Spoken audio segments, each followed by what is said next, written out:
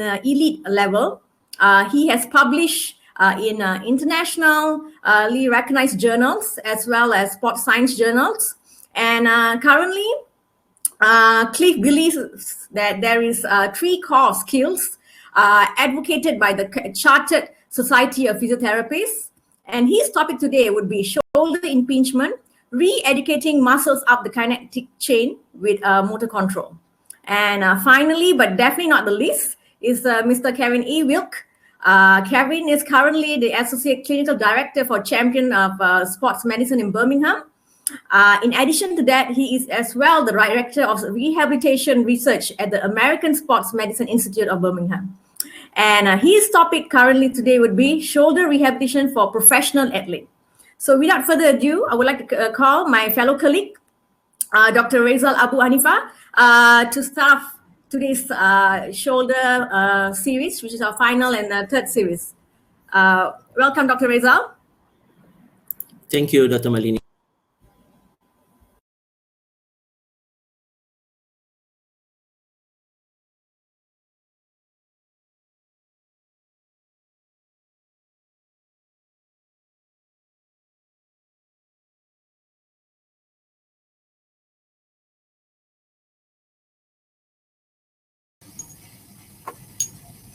Hello, everyone. Sorry, Dr. Rezal, please have your microphone turned on.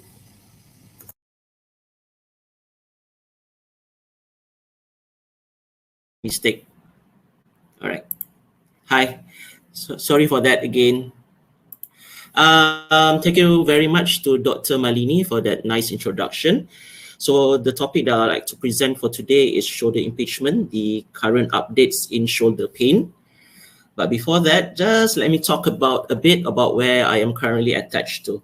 So you can see on the slide here, there's the globe, there is the map of Southeast Asia. So I'm from Malaysia. And this is where the island of Borneo is.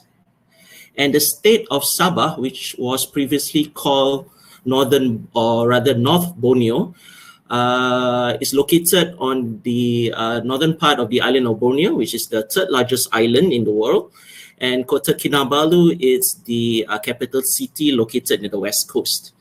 So Sabah is very famous for its nature. You can see in this picture, it's famous for what we call Maliau Basin, which is on your top left corner. It's untouched by development, that is untouched by man. It is also known as Lost World of Sabah. And on the top right corner, you can see Mount Kinabalu, which is the tallest mountain in Malaysia and on the island of Borneo. And it's famous for its flora, fauna, and also its sand, sea, and beach.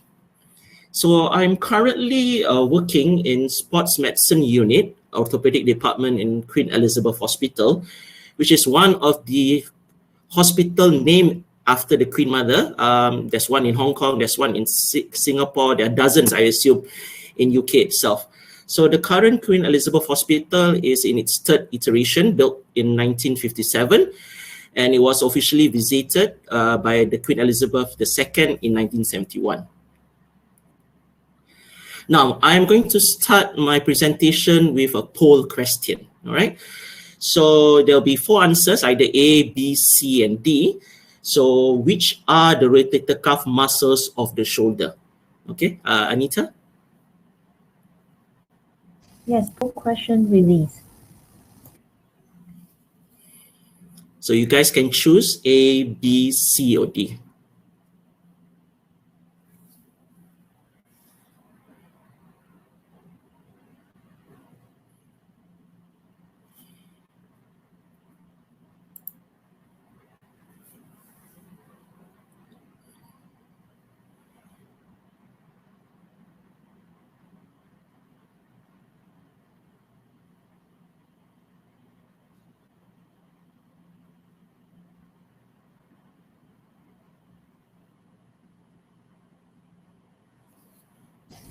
Poll question N. All right, the poll question N. Let's look at the answer. All right, the answer is C, is teres minor, subscapularis, infraspinatus, and supraspinatus. Congratulations. 75% of you managed to get the right answer. All right, good.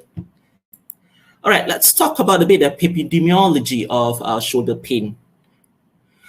Shoulder impingement, it is one of the most common cause of shoulder pain. Bhattacharya and colleagues back in 2014 deduced that about 44 to 65% of people with shoulder pain is caused by shoulder impingement. In fact, in the UK, 1 out of 4 patients with shoulder pain are diagnosed with shoulder impingement. And it is more common or high prevalence among athletes who do a lot of repetitive overhead sports, such as swimming, volleyball, pitches, baseball pitchers, even badminton players. And among the manual workers who requires prolonged overhead position, such as electricians and builders. All right. Traditionally, shoulder impingement, back in 1972, Dr. Charles Esnier has come up with a research and find out that the cause of the rotator cuff pathology were the result of the external impingement or irritation that occurs onto the rotator cuff tendon and the subacromial bursa. That irritation or impingement occurs on the undersurface of the acromioclavicular joint or the anterior third of the acromion or onto the coracoacromial ligament itself, all right? So we can actually see in this picture, right? So when you are elevating your shoulder, right? So this is the bursa here, this is the undersurface acromion, this is the coracoacromial ligament. So when you are lifting up your hand, elevation, whether it's forward flexion or whether it's abduction, they believe that this movement with the tight space here will actually cause the impingement leading to a rotator cuff pathology. And Dr. Charles Esnier actually recommended in 1983 subacromial decompression or acromioplasty if non-surgical treatment fails. And he came up with the stages of impingement. There are 3 stages of impingement based on the age group and based on the pathology. So for those in stage 1, which are less than 25 years old, it's the pathology that could be detected or edema and hemorrhage, whereas in stage 2, which occurs in the age of 25 to 40, the pathology will be fibrosis and tendinitis, which the current term that we are using now is tendinopathy. And on stage 3, these are in the age group of 40 and above, which will actually present with pathology of the tears of the rotator cuff, perhaps even the biceps tendon rupture, bony changes, especially under the undersurface of the acromion. Now, since then, in the early 90s, shoulder impingement has been expanded and described in 2 mechanisms now, right? One is called the intrinsic mechanism, where the damage to the rotator cuff tendon that leads to impingement, all right? So there's a damage of the rotator cuff tendon, and this will lead to the so-called impingement or irritation of the underlying structures. The extrinsic mechanism, which Near actually suggested back in 1972, is the actual impingement or the extrinsic external impingement is the one that's believed to cause the damage onto the rotator cuff tendon. Now, there are numerous anatomical and mechanical factors that try to explain the pathophysiology of the shoulder impingement. For example, the increased translation of the humeral head. So this increased translation of the humeral head may occur with presence of a rotator cuff tendon injury, weakness or dysfunction. As we know, rotator cuff tendon, the 4 muscles that we already talked about in the poll question, is the dynamic stabilizer of the shoulder joint, glenohumeral joint. So if there is any injury, weakness, or dysfunction during the shoulder elevation, this will actually lead to the increased superior translation to the humeral head. So this increased translation will lead to the compression of the subacromial bursa and the rotator cuff.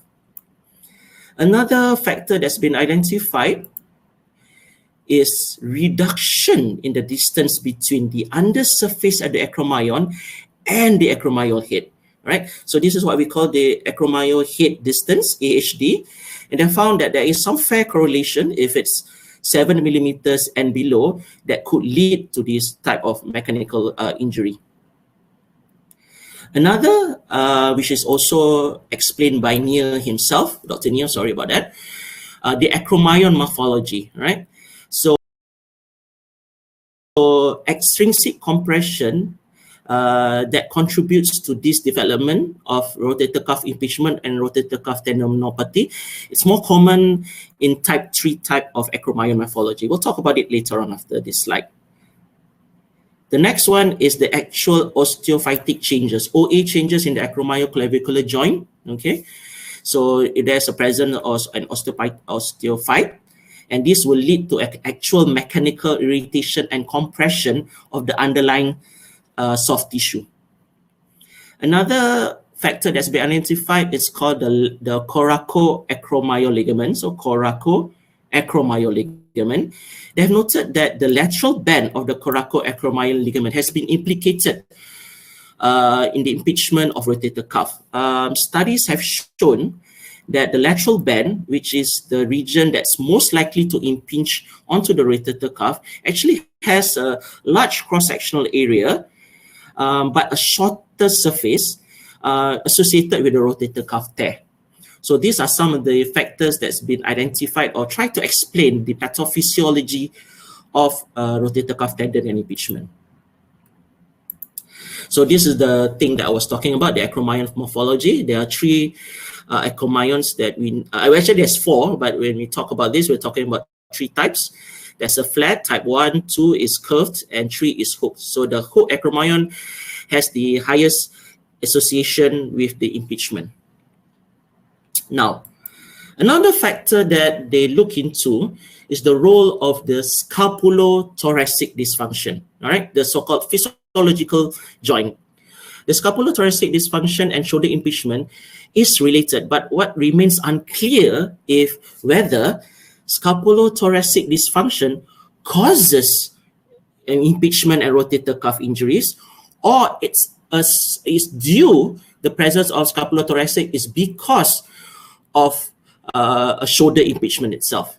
However, 2/3 to almost 100% of all types of shoulder pathologies are associated with scapular dyskinesis. All right. So when there's a scapular dyskinesis, you just imagine my handphone here. All right. This is the anterior, this is the posterior, this is superior, this is inferior, this is medial, this is lateral. When it comes to the scapular dyskinesis, when you actually examine the patient, the scapula will be in what we call a protracted position. So there's increased anterior tilt, increase in the internal rotation. However, there is a reduction in upward rotation.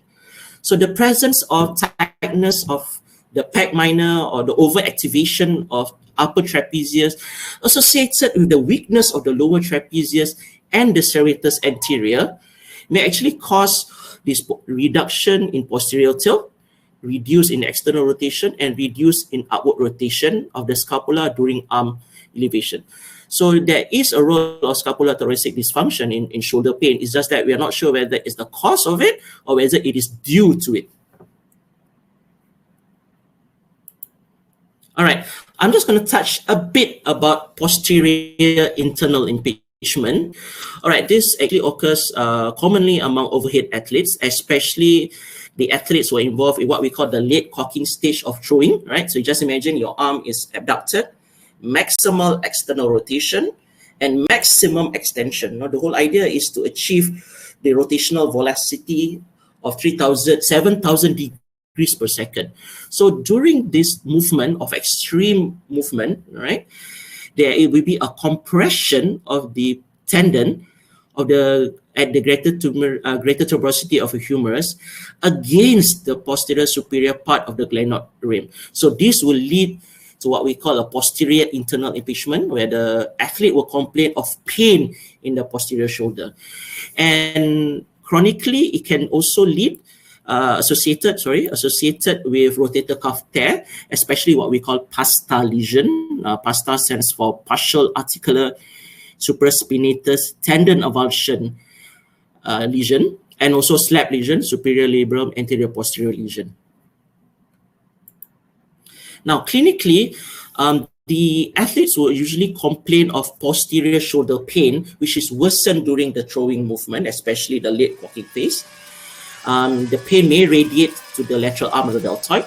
And when you see them posteriorly, when you remove the shirt especially, you might see some asymmetry of the shoulder, all right? Especially asymmetry of the dominant throwing shoulder. For example, this patient on the right shoulder is going to sit slightly lower than the non-dominant. They believe it's because of the laxity that occurs, especially around the anterior capsule and the glenohumeral ligaments of the dominant throwing shoulder. And when we examine the range of motion, there'll be an increase in external rotation. However, there is a reduction in internal rotation. So sometimes we would like to call this as glenohumeral internal rotation deficit, which is basically lack of internal rotation and excessive external rotation as when we compare it to the non-dominant shoulder, all right? And on examination, you might find tenderness around the posterior capsule, at the posterolateral part of the acromyon and onto the rotator cuff muscle, and tendon insertion at the greater tuberosity. Basically, there are two tests that they will actually do for posterior internal impingement, the posterior impingement test and the Job's relocation test. So posterior impingement test is you're going to ask the patient to lie down, scoot to the side of the affected shoulder, and then put the shoulder in abduction about 90 to 100 degrees. And I'm going to passively put it in extension 10 to 15 degrees and maximal external rotation. So it's almost similar like apprehension, and the positive test is indicated if there's a presence of deep posterior shoulder pain. And Job's relocation test is when the posterior shoulder pain is relieved when we put a posterior directed force onto the proximal humerus, and the pain will actually be reduced or relieved. Now, what is the current evidence of shoulder impingement? The truth is, the cat is out of the bag. The exact etiology is still uncertain. There are various conflicting results. There are a growing number of research that have actually questioned Dr. Nia's term of impingement and its role in rotator cuff tear. Now let us see what's the evidence. Back itself in 1987, sorry about that. Okay. Back itself in 1987 by Fukuda and Payne in 1997, they find out that 82% to 97% of rotator cuff tear occurs in the intratendinous junction itself, right? So-called the lower fibers, where the footprint of the rotator cuff is inserted at the greater tuberosity, and only about 9% to 28% located on the bursal side. So if rotator cuff tear is caused by this external impingement, we should be seeing more of what we call a bursal-sided tear. However, these two studies have shown that 80 to 90% of the rotator cuff tear were on the intratendinous or the articular side of the tendon. So there are some researchers that have shown why external impingement, as what Dr. Nia has actually postulated back in 1972, may not be the cause of rotator cuff tears. The pathology, or rather the anatomy of the rotator cuff fibers itself, right? Just imagine that the rotator cuff fibers, we can divide it into superior, middle, and deep fibers.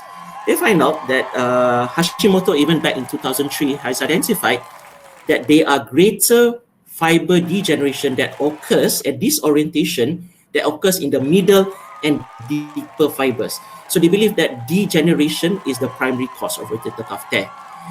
And Nakajima back in 1994 itself have noted that the deeper fibers that's nearer towards the insertion are relatively smaller in cross-sectional area, and these deeper or lower fibers actually failed or torn at approximately half the tensile load compared to those fibers located superiorly. So looking at this, that's one of the reasons why they think that external impingement is not the cause of rotator cuff tear, rather degeneration or tendinopathy of the rotator cuff tendon leads to rotator cuff tear. Other researchers have also questioned about the acromyon morphology. There is no definitive cause yet established. As we have said, correlation does not mean causation. There is a correlation between the type 3 acromyon, which is the hook, causing impingement and rotator cuff tear, but the correlation is actually poor. And this is based on a few studies that has been published back even in the early 2000s. Now, this will be a bit interesting. The presence of the coracoacromial ligament. The theory, or rather the research that has been done by Mura and colleagues in 2003 and McCrish in 2014 has shown that actually rotator cuff tendinopathy, when we have rotator cuff tendinopathy, it increases in the tendon volume of rotator cuff.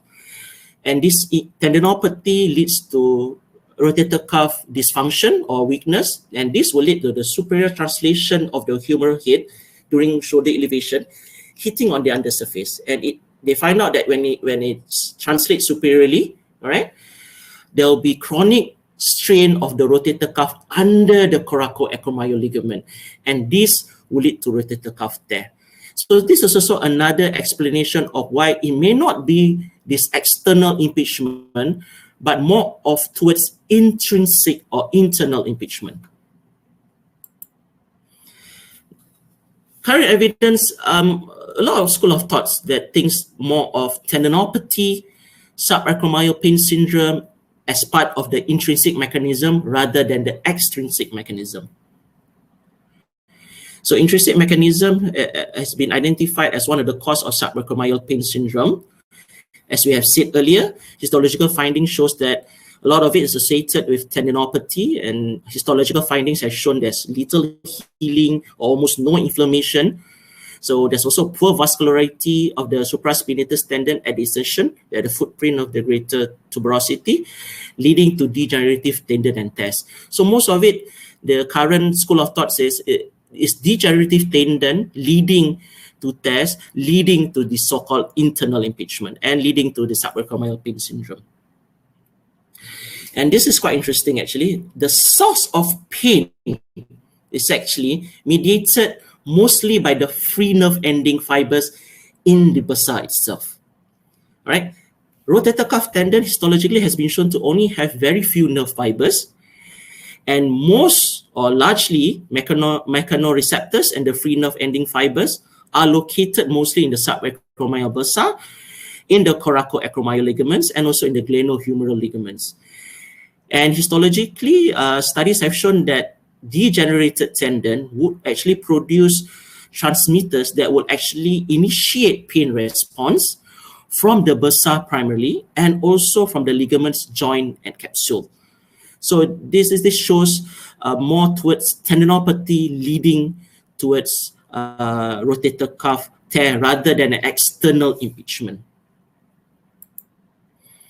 This, as I've said, is the same slide when we're talking about the relationship between rotator cuff tendinopathy and coracoacromial ligament. When there's tendinopathy, there's weakness, superior translation of the humeral head, and this will lead to chronic strain of the rotator cuff under the surface of the coracoacromial ligament. Chronically, it will lead to rotator cuff tear. And histological findings also have shown among these type of groups of patients, there will be an increased free nerve ending fibers in the coracoacromial ligaments. So what is it now? Is it shoulder impingement syndrome? Current evidence, I guess, may indicate that extrinsic impingement may not be the cause of rotator cuff tear. And they will rather say that actually impingement is more of a spectrum of clinical findings. It's not a specific injury of a structure. Okay, this spectrum may include tendinitis of the rotator cuff, calcific tendinitis, tendinopathy of the biceps, and subacromial bursitis. So what should it be called then? All right. McFarlane back in 2003 suggested anterolateral shoulder pain. In the ICON 2019, the International Scientific Tendinopathy of the Symposium Consensus actually recommended to call it subacromial pain syndrome for patients who complain or rather have shoulder tendons, shoulder pain with loss of function. And the structures they believe that is involved will be the bursa, rotator cuff, occurs at the level of the acromial arch. Lewis in 2016 has even I rather not say it's vague, but it makes sense also. He prefers to call it rotator cuff related shoulder pain. All right. Since the presentation of pain and impairment of the shoulder movement usually occurs during the elevation and external rotation. However, yes, this rotator cuff related shoulder pain also involves a spectrum of conditions or problem with the shoulder. So includes subacromial pain syndrome, the tendinopathy of the rotator cuff, and symptomatic rotator cuff tear. We'll talk about this a bit further later during the investigation, what's related with symptomatic and asymptomatic of rotator cuff tears. Now, clinical presentation. As we know that the current evidence may not indicate external, rather of more of tendinopathy with subacromial pain syndrome and internal impingement. However, irrespective of that, any shoulder pain patients get their detailed and comprehensive history. Make sure you rule out infection, make sure you rule out fracture, make sure you rule out malignancy, rule out if it's from the cervical spine. Usually, the pain is located at the anterior and lateral to the acromion process. Onset, it's atraumatic, insidious, it will develop in the periods of weeks to months. Radiation, it may radiate to the lateral aspect of the mid-arm at the deltoid. Associated symptoms will be weakness, will be stiffness, exacerbating factors, overhead activities, lying on the affected side at night. But don't forget function and quality of life. They are usually affected based on the work that they are doing or perhaps also the sports that they are involved in. And severity, this is always we have been practicing. When it comes to severity, we need to actually quantify. Maybe we use our pain score to identify the severity of the shoulder pain at the initial point, how it progresses, and also related with the exacerbating factor and associated symptoms. Now, physical examination, there is no specific examination for so-called external impingement, but since we are talking about it in the sense of tendinopathy and subacromial pain syndrome and internal impingement, so several structures are actually involved: rotator cuff tear, bursa, the long head biceps tendon, and labrum. And there is no single specific physical examination for the diagnostic of all those. You may be able to use a battery of rotator cuff tests and the so-called impingement test, and a combination of tests may be beneficial or maybe help to improve the predictive value of the diagnosis. Right, so we'll go fast about on this. So on physical examination, don't forget inspection. I think most of the time people forget to look from behind, make sure it's proper exposed. Right, you might even see among chronic patients the presence of atrophy of the rotator cuff muscles, and look at the scapula's position, because as I've said before, almost 100% of shoulder pathology is associated with the thoracic dissociation or scapular dyskinesia. You might see asymmetry, altered resting position of the scapula here, for example. You might see also the prominence of the inferior or the inferior medial border of the scapula. Palpation, you get tenderness, Paracard process, AC joint itself, if it's related, the GT, the LT, and the long head of biceps tendon. Diminished range of motion, make sure to examine both the glenohumeral and the scapular motion during the arm. So we need to make sure that examine the forward flexion and abduction from behind the patient, so we can actually see the movement of the scapula during the glenohumeral movement, glenohumeral elevation. So Haggerty back in 2012 tried to determine, because we have like hundreds of types of examination for the shoulder, but which one is the best actually? Right? I'm just sharing some of the common or famous physical examination that we usually do. All right, but the list is not exhaustive.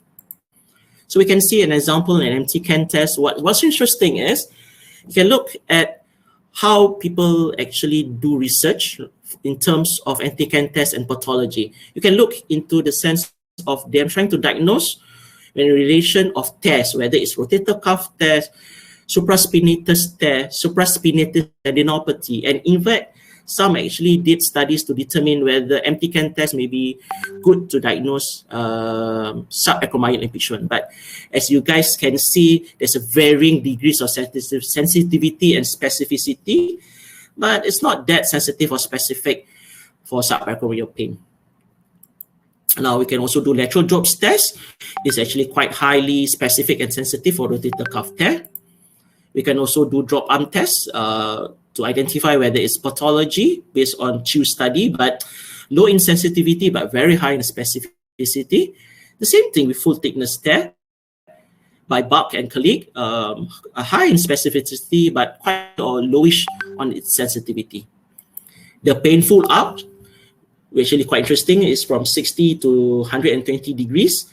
It's also been used to identify the presence of either supraspinatus tendinopathy or full thickness tear, and in fact, impingement. But as I said, not that good in terms of sensitivity and specificity, except for tendinopathy, but very good in sensitivity for full thickness tear. The same with resisted external rotation for the infraspinatus tear. They have done also studies to determine whether it is better for tendinopathy, which is specific 100%. For infraspinatus, varying degrees of sensitivity and specificity. And some also actually done studies to look into subacromial impingement. Hornblower's test for teres minor, which is highly sensitive and specific. And also Nearsign, which is named after the founder itself.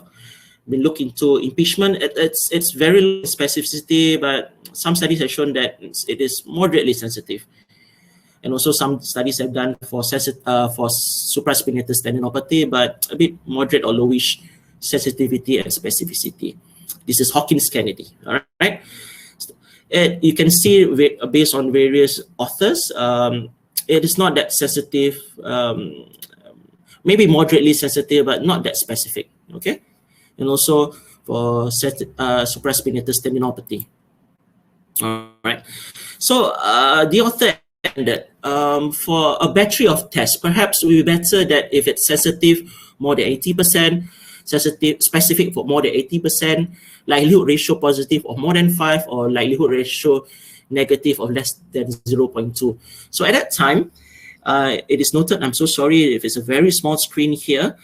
At that time in 2012, Hegedus actually recommended to use the combination of Hawkins-Kennedy, Nearsign, painful up, empty can, and resisted external rotation, because these 5 combination exercises increases the sensitivity and specificity. However, it doesn't reach the 80%. So back in 2014, Hegedus and colleague again tried to determine the combining these various orthopedic special tests and did the systematic review to improve the shoulder diagnosis. So you can see the various tests of clusters. So an example by Park in 2005 identified that if you have Hawkins-Kennedy positive, painful out test positive, and positive infraspinatus test, the likelihood ratio is more than 10, and the likelihood ratio positive is more than 10, and the negative likelihood ratio is less than 0.17. However, there's a bit of word of caution from the researchers. The diagnosis of subacromial impingement is not a valuable diagnosis, but rather a cluster of diagnosis. So it encompasses, as we have said before, a broad range of pathologies from bursitis to tests. So perhaps having a label of subacromial impingement may not help guide in its treatment. Now, let's go about investigation. These are the common investigations that we like to do: X-rays, ultrasound, and MRI. But before that, I would like to start a bit of a poll. This is the last poll for my presentation. Number 2, which is the correct classification to the type of the acromial morphology? Okay, Anita, can you push the poll? Yes, poll released.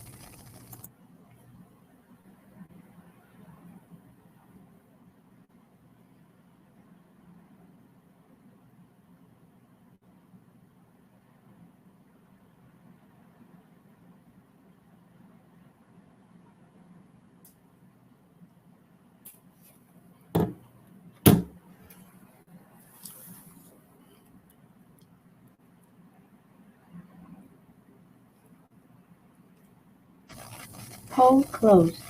Thank you very much, Anita. So which is the correct classification to the type of the acromyon morphology? There's only one answer. Type 1 is associated with flat type. Let me see. All right, good. At least 60% of you managed to get the right answer. Okay, next. Oops, sorry, something is wrong with my... Oh, okay. Then just go back the slides. Okay, got it. Okay.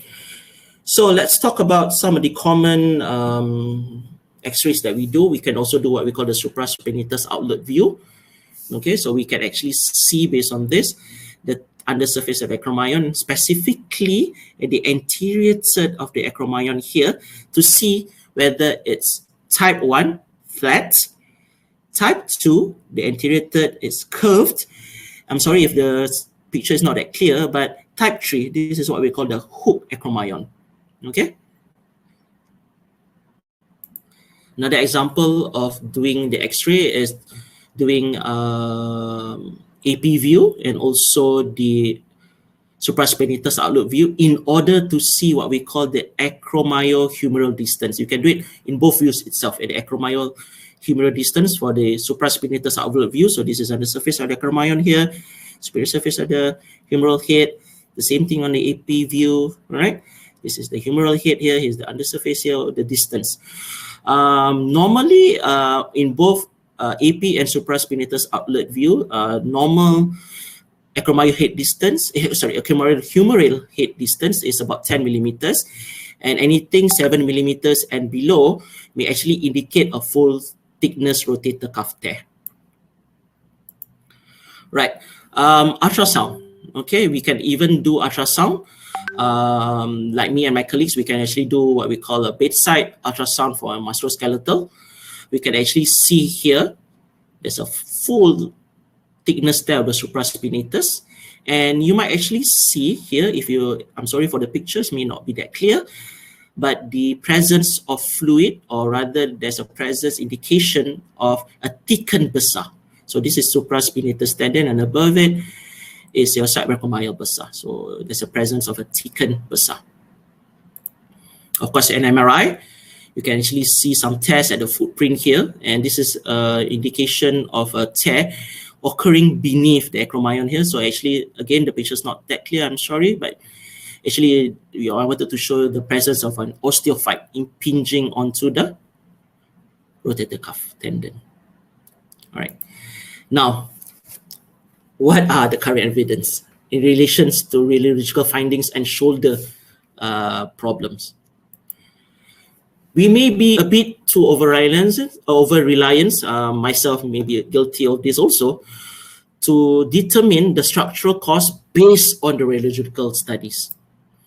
Some radiological examinations used to determine the structural pathology and to help with the diagnosis of impingement are coming into question now and may not be of value actually in this context. We'll talk about it after this. There are some studies. This is an ultrasound study, and that's an MRI study. Grish back in 2011 did for 51 asymptomatic men. Interestingly, he finds out that asymptomatic, but 96% of these patients actually have normal ultrasound, has actually abnormal ultrasound finding. They are asymptomatic, but 96% found abnormal findings. And the interesting part is 78% is associated with subacromyo, subdeltoid thickening, right? 65% related to OA, and up to 22% may be related to the partial thickness tear on the bursal side of the supraspinatus tendon. So just because the ultrasound finding says that there is tear, but it will be shown that it can also occur commonly among asymptomatic patients. Now, Dagir back in colleagues in 2012 wanted to compare how about the thickness of the bursa with patients with clinical shoulder impingement versus those who are in the healthy control arm. And you find out that, in fact, doing dynamic ultrasound shoulder, there's no difference in terms of the thickness of the bursa among the two arms, either patients with the clinical shoulder impingement or the healthy volunteers. Even among subsets of patients that was identified to have shoulder impingement and given intravascular steroid injection and responded to injection, and they find out there is no difference in terms of thickness. And how about MRI? So Shear in 1995, I've done for 96 asymptomatic individuals, and they are asymptomatic. They find out that 15% has full thickness tear, 20% has partial thickness tear, and in fact, above 60 years old, 54% actually have rotator cuff tear. So you got to be careful when you are relying too much on radiological findings to come up with your structural diagnosis, right? Because you might actually cause more harm than anything else. So most of the time, on my side especially, we'll manage it either non-operatively or operatively. So non-operative treatment, use of NSAIDs, steroid injections, modification of activity, physical therapy and rehabilitation will be further discussed by Mr. Eaton and Mr. Walk. Operative treatment, there's open and arthroscopic acromyoplasty, there's subacromial decompression, and perhaps with concomitant rotator cuff repair. But what are the current evidence right now? So a few studies actually have done. The latest one was by Beard in 2018. They wanted to compare. Let's say we have these two groups of people that we so-called diagnosed with rotator cuff tear and impingement or subacromial pain syndrome, physiotherapy versus surgery. Interestingly, both surgical group and the physiotherapy group improved from baseline. And interestingly also, there is no difference in between these two groups, right? Cochrane systematic review in 2019 by Howe in 2019 also, DJO in 2020. In short term, in relation to management of rotator cuff tear and subacromial pain syndrome, in short term, arthroscopic decompression may not, or rather does not improve pain function of health-related quality when compared with sham surgery or physiotherapy. So some experts to that point itself gave an expert opinion that rest and proper physiotherapy, even after post-surgery, is actually the actual treatment itself rather than surgery. So this is one among the latest study. Pavola and colleagues in 2020 did a 5-year follow-up of randomized control trial, looking into the primary comparison and secondary comparison between the arthroscopic decompression group versus the placebo or sham surgery. And interestingly, even those in the sham surgery, the placebo surgery, both groups actually improved. And up to 5 years down the road, there were no differences in between those who actually underwent decompression and those who underwent the sham surgery in terms of pain at rest and pain or movement. And they wanted to look how about into secondary comparison when we compared decompression surgery with physical therapy, and both groups also improved, and there is no differences between these groups. So is there no role in surgery at all in this type of people?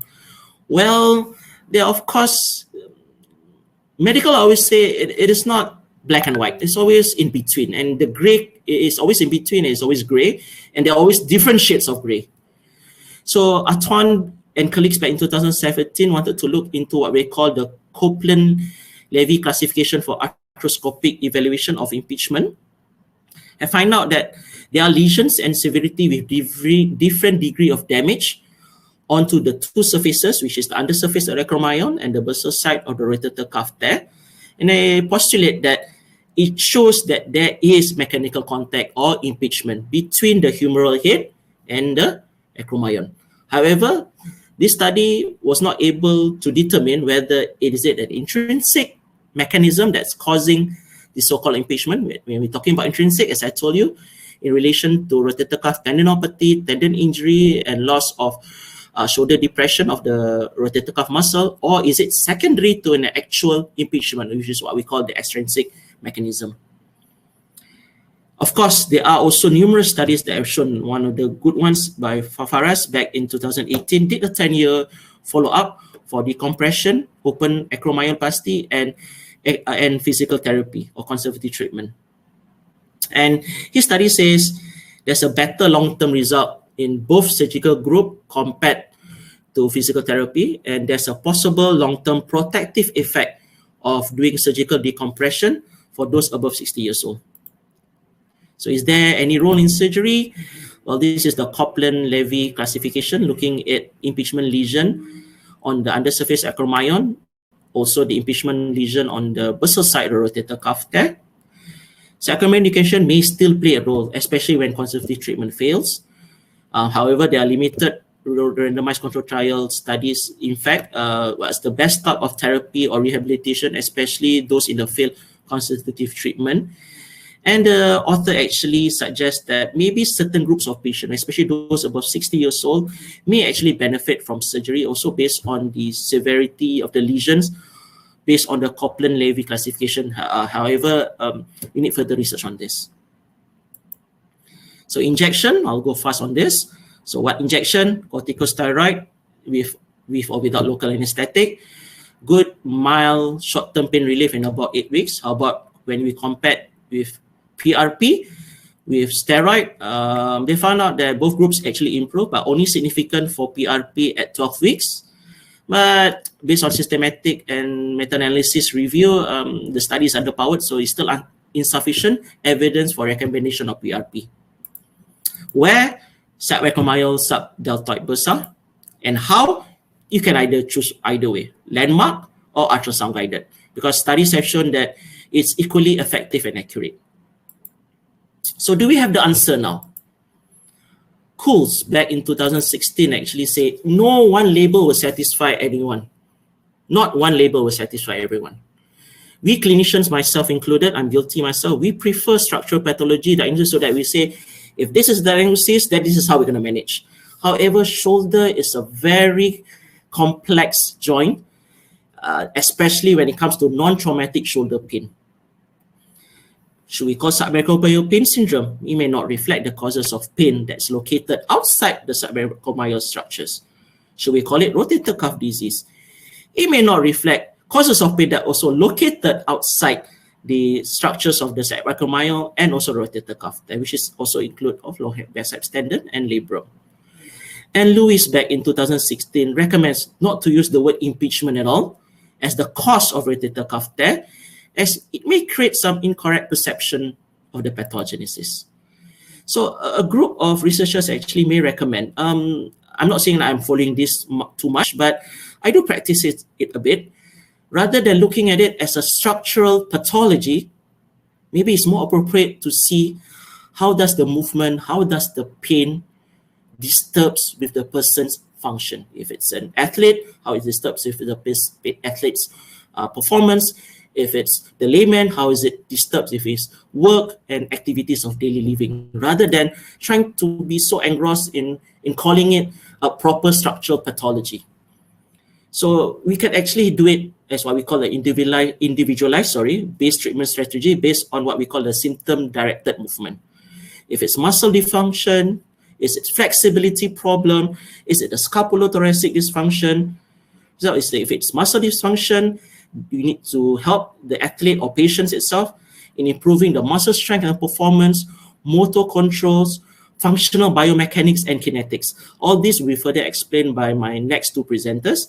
It's a problem with the flexibility problem, tight in the pectoralis minor, we can actually tackle that. Is it a problem with the scapulothoracic dissociation, scapulothoracic dysfunction? We can assist in improving the scapulothoracic control. So what do we know? For the past 40 years, NIRS has actually influenced the diagnosis, the special tests, the radiological examination, and the management of shoulder pain. But numerous research have actually questioned this. And myself, I'm guilty. We love structural diagnosis in order to provide targeted, specific loading exercise and manage expectations. However, shoulder is a very complex structure, and maybe this is a bit too rigid to require this type of classification. Only then we will determine the management. So is it impingement then? Well, we know that it's a spectrum of clinical findings. It's not specific structural pathology. You can call it various pathology, tendinopathy, subacromial pain syndrome, rotator cuff related shoulder pain, and lateral shoulder pain syndrome. I just want to finish my slide with this. So of all my slides, I think this is what I wanted to share actually. So what do I do for patients with atraumatic rotator cuff tendinopathy or tear with subacromial pain syndrome? Clinical. Roll out the red flags. Examine the patients, right? Look at how the movements of the glenohumeral, look at the movements of the scapulohumeral, scapulothoracic. Don't forget our look, feel, and move and orthopedic special tests. I'll still do it. But the addition that I want to say is use our visual analog scale of pain, the 0 to 10 scale of pain. All right. To us, the initial onset of and progress of pain, the scale when it's aggravating or relieving factors, ADLs, their work-related activities of daily living and sports, even during physical examination. When I'll palpate, I'll actually ask my patient, right? Most of my patients say, oh, there's a bit of pain. Oh, that's a bit more. Well, that's a bit less. No, if we could able to quantify, it would be better, right? 0 to 10. Even range of motion, I will actually ask the patient, all right, lift up your arm. If I look from behind, forward flexion, all right, tell me when the pain starts. Oh, the pain starts here, doctor, at about 40 degrees. How would you score the pain? Oh, it's only about 2 or 3. And I will see whether he can further increase his arm and also while doing it passively. Even during special tests and treatment, I'll use visual analog scale for pain. Relevant radiological investigation, yes, I'll still do it. Oh. And this is important, I think. It is vital not only to identify the so-called structural pathology, but it is vital to identify a person's or a patient's deficit in pain or movement. The patient comes to your door in your clinic complaining of pain and they expect us to help them, all right? So it's just not important for us to identify the so-called structural pathology. As we know, shoulder is a very complex structure, but it's also vital to identify the pain on movement and help patient in that sense. That's the reason why they come to see you. I'll start every time conservative management, managing loads and patient's expectation. That's basically how we are doing it. Analgesics, as usual, pharmacological, non-pharmacological approach, all right, electrical pain modalities. My later two presenters will actually talk more about it. Individualized exercise, targeted loading exercise. I'll always tell whenever we do the exercises, it should be below the level of pain. So certain exercises, I do allow some of pain occurring, but I'm a bit conservative in that sense. I always say whenever we're going to do these exercises, make sure that the pain score is about 4 and below. All right. So muscle dysfunction, scapulothoracic correction, strengthening, proprioception, kinetic, chain dynamics. Cliff Eaton and Kevin Wick will actually talk more about this. And in fact, even among my non-athletes, I would actually conduct, or rather I would actually prescribe Troostan. Thank you to Kevin Wick for all of this. Surgical referral when conservative treatment fails, 6 to 8 months down the road.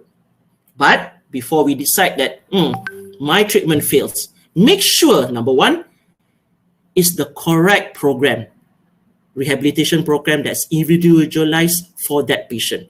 Make sure that the patient is compliant to all the treatment before we consider it as a failed conservative treatment. This is my last slide. The complexity of the shoulder joint, throw it all at the wall and see what sticks sometimes. Okay, so this is the last slide. I would like to say thank you. I will pass the floor to Mr. Cliff Eaton for the next presentation. Give me a second for me to off all this. I'd like to thank the organisers for providing me this opportunity to reflect on our shoulder management. In parts 1 and 2, we considered our evidence-based interventions for frozen shoulder and instability. Today, we'll look at the management for shoulder impingement. As we've learned, postural re-education is our foundation for shoulder rehabilitation, and it's no different with impingement. If a patient has a protracted shoulder posture without correction, they will continue to have recurrent episodes despite your interventions. This study by Lewis et al. 2005 clearly demonstrated this. Using selected postural, range of movement and pain measurements, they investigated 60 asymptomatic subjects and 60 subjects with subacromial impingement syndrome prior to and following thoracic and scapular taping intended to change their posture. They found that by changing posture, it had an effect on all components of postures measured. And these changes were associated with a significant increase in the range of movement in the shoulder for flexion and abduction in the scapular plane. Changing posture was not found to have a significant effect on the intensity of pain experienced by the symptomatic subjects, although the point in the range of shoulder elevation at which they experienced that pain was significantly higher. While educating the patient and retraining postural positions, the patient may well benefit from the aid of a retraction brace. Demonstrating to the patient the increased pain-free range of movement achievable when in an optimal postural position can greatly enhance their compliance. So as we stated earlier, this is not going to be a short-term fix, and the patient must be aware of this. Macro and mini goal settings really help to maintain compliance to our rehabilitation program. Personally, I put onus on the patient to address these issues at home, with my guidance of course, rather than having to make weekly visits to the clinic. It means when I do have my face-to-face time with a patient, it can be spent reviewing and progressing their home exercise program, as well as administering physical interventions. We all prescribe home exercise, but compliance and correct technique is always an issue. Clear instruction sheets or use of videos is really helpful. For those patients who have access to YouTube, I prescribe particular chosen channels that I've vetted dependent on their capability levels. And this may include Pilates, stretching and strengthening exercises. And I ensure they're not too long, 30 minutes maximum, but preferably only 10 to 15 minutes.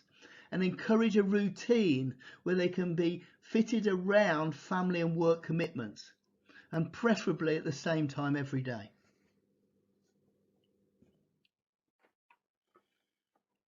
So along with postural correction, early interventions to enhance proprioception are essential for best outcomes. Simple equipment is all that we require, and most clinics have access to a gym ball, although if not, it's only a small investment. Exercises like wall rolls are popular using different shoulder joint angles and torso positions. This next exercise is a proprioceptive exercise for the shoulder joint. It's using a physio ball, arm out straight, set your shoulder blade down and back, so in the back pocket, and doing an alphabet, drawing out an alphabet with the ball. All motion originating from the shoulder joint, not from the elbow. To progress this exercise, you're going to raise the ball up to a higher level, and then you can rotate yourself away from the ball. So the higher you go and the more you rotate yourself away, the more difficult the exercise. Now personally, I prefer exercises where my patients can see progress. So I use laser pointers where the patient has to follow a pattern that I've drawn on the wall while maintaining good motor control. And for objective measures, I'll provide a target that the patient has to hit with their eyes open, followed by their eyes closed, and the number of correct hits are then counted. An Australian physio has taken this one step further by designing a smartphone app called Clock Yourself, which allows you to time your reactions. Again, a very small investment is required, and this app combined with a laser pointer works really well and provides quantitative measures for shoulder proprioception. 3, 11, 7, 4, 5, 10, 1, 12, 9, 3, 4, Take a break for a second. We'll go a little faster. 9, 12, 11, 7, 8, 1, 4, 2, 9, 6, 3, 5, 10, 10, 6, 1, 2, 3, 4, 11. In this study by Caracca 2016, subacromial impingement syndrome, or SAIS, is referred to as the most common reason for shoulder pain. It occurs as a result of the impingement of the supraspinatus tendon and subacromial bursa, or the bicipital tendon between the humeral head and the coracoacromial arch. The severity of the pain decreases productivity and impairs quality of life, with the condition progressing to adhesive capsulitis if left untreated. Now, while our patient is learning to adopt correct postures, we need to intervene to address pain, which is the primary presentation with this pathology. The authors in this study point out there's been many studies using a variety of electrophysical agents for this purpose. They include high and low energy shockwave, ultrasound, muscle stim, acupuncture, diathermy, PME, and low-level laser. The lack of homogeneous application and options for physical therapies have resulted in contradictory results. We discussed an example of this earlier when we spoke about the application of photobiomodulation to the shoulder. Are clinicians applying low-level laser therapy long enough to provide enough therapeutic energy? Remember, we said even with a large 9-diode cluster probe, a typical size shoulder would require 37 minutes of treatment using low-level laser. With this in mind, the aim of Caracca's study was to evaluate the short-term effectiveness of 9 sessions of high-intensity laser therapy 3 times per week on alternate days for 3 weeks. This was done by reviewing a retrospective case series of 42 patients. The patients' first 3 sessions were given in an analgesic mode and the last 6 sessions in a biostimulation mode. And what the researchers found was that high-intensity laser therapy was very effective in the short term for decreasing pain and improving disability. Following on from Berku Caracca's study, several more studies supported his finding. Then in 2021, Ilmatzi et al. Published their study using a prospective randomized double-blind placebo-controlled trial to consider both the short-term and long-term effects of high-intensity laser for subacromial impingement syndrome. 63 patients, all diagnosed with subacromial impingement syndrome, were randomly assigned to 2 groups. The study group, N32, had high-intensity laser plus exercise. The control group, N31, had sham high-intensity laser therapy and the same exercise prescription. Measures taken were at baseline 3 weeks and week 12. Measurement outcomes included range of movement, function, quality of life, and muscular strength using an isokinetic dynamometer. Neither group were allowed to take non-steroidal anti-inflammatories or neuropathic pain drugs during the study period. Any patient already taking them had to cease 1 week prior to commencement of the study. Both groups made significant improvements in all parameters at weeks 3 and 12. The study group, though, had made significantly more recovery in active flexion, internal and external rotation range of movement. So for me, this study epitomizes my standpoint on the use of electrophysical agents. Never to be used in isolation, but when combined with our exercise prescription, the outcomes are significantly better. Having established the foundations of our rehabilitation, we can now move on to consider motor control, starting with our assessment. Catherine Barrett, 2015, provided us with some clear guidelines. Observing active movement patterns, including compensations and pain provocation. The same test should then be repeated with passive or active correction of the apparent movements. If this can be achieved, then we're dealing with a learnt pattern. To retrain this, I refer you to my Train the Brain course, where I encourage correct movement patterns to be learned in the subconscious to facilitate correct patterning when the conscious is occupied with daily activities. If symptoms do not change on repetition, or indeed worsen, then we need to look past movement control and consider other factors such as neuropathies. Once we have educated our patient on the importance of posture and we are addressing pain, we can commence proprioceptive exercise within our patient's pain-free range of movement, progressing as our patient's range of movement improves. And at the same time, we can start to work on scapular control. And for this, I recommend muscle stim. Muscle stim has not only been shown to aid muscle strengthening, but also provides an afferent stimulus to the brain. And as previously stated, this can influence the subconscious part of the brain to learn the correct muscle patterning. It ensures that when the patients return to work or sporting activities where their conscious is occupied, the subconscious can ensure correct movements. Have a watch of this video where I'm using the MI function on the Chattanooga Theta device. This function requires the patient to activate the muscle stim.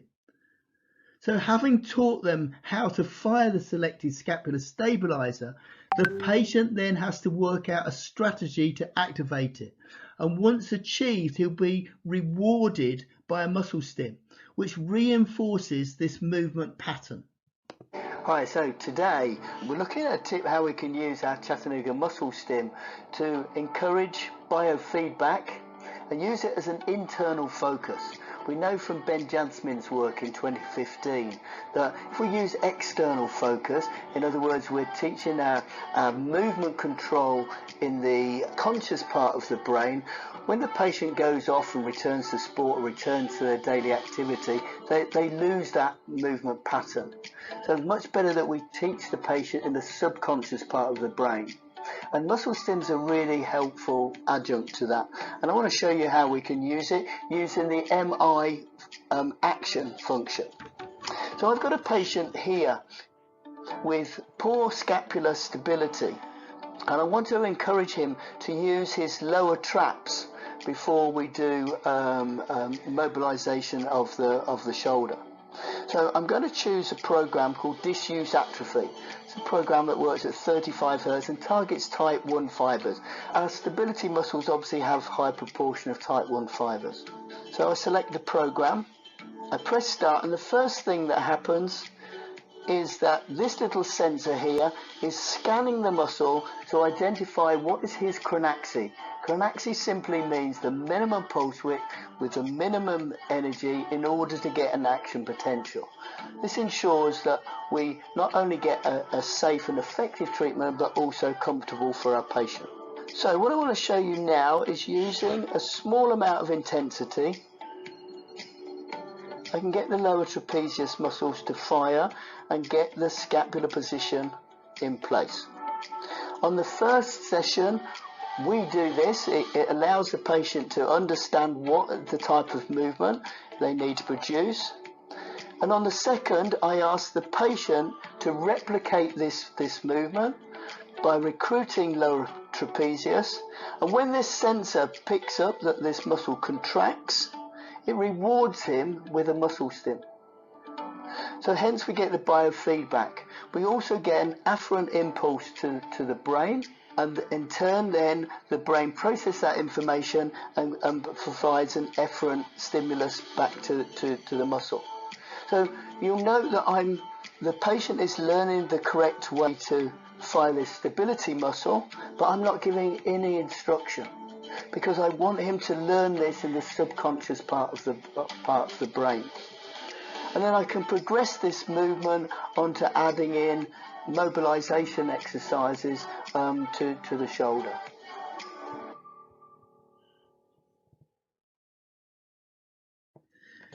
So it was in Ben Jasmin's study, 2015, actually looking at optimization for anterior cruciate ligament that introduces to this concept of internal focus, promoting learning in the subconscious, which can be enhanced by challenging the conscious while the patient is learning to recruit the correct muscle patterning. So for example, once the patient has learned to fire his scapular stabilizers, get him to do it while vocalizing his 12 times multiplication table backwards.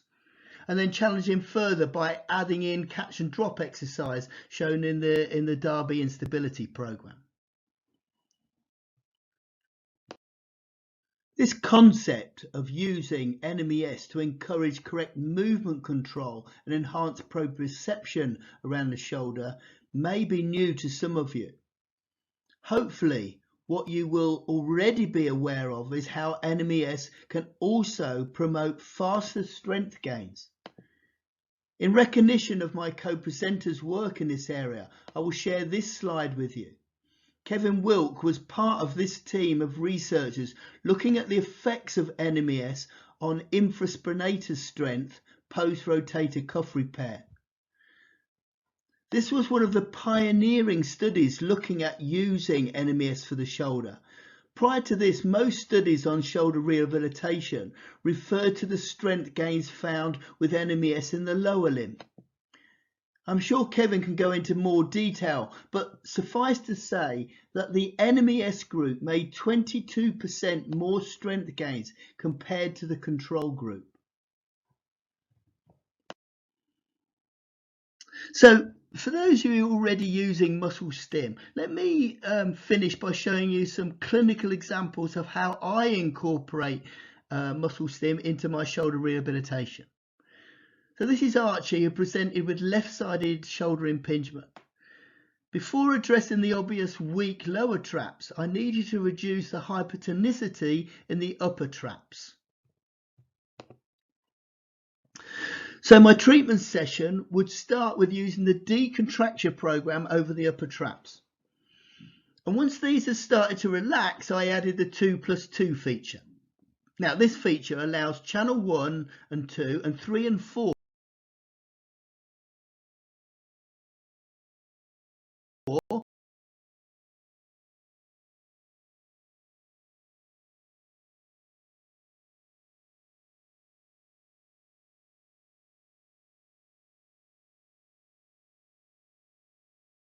to run different programs. So with channel 1, I continue to use the decontracture over the upper traps. And channel 3 introduced disuse atrophy program to activate the lower trapezius. And once I felt the muscle tone in the upper trapezius had been reduced and there was sufficient strength in the lower trapezius, I introduced the MI action function, which you just saw illustrated in the previous video, to encourage control of the lower trapezius. And when you feel the patient is able to control the scapular stabilizers, you can challenge this control by placing the electrodes over the ipsilateral pectoral muscles. You will only need a low intensity for this, just enough that the patient can resist the retraction created by the muscle stim. Finally, we need to regain control through movement. To achieve this, I use the ACL program. Now, this was designed to protect an ACL reconstruction during rehab. The design was to fire the hamstrings first, hold with a tetanic contraction, and then 2 seconds later fire up the quadriceps. Now, it soon became apparent to me that this same principle could be used to encourage all movement control, be it around the knee, the hip, lumbar spine or shoulder. So I placed channel 1 on the lower traps to fire first, and then channel 3 to fire 2 seconds later on the supraspinatus and mid-deltoid to assist with shoulder abduction.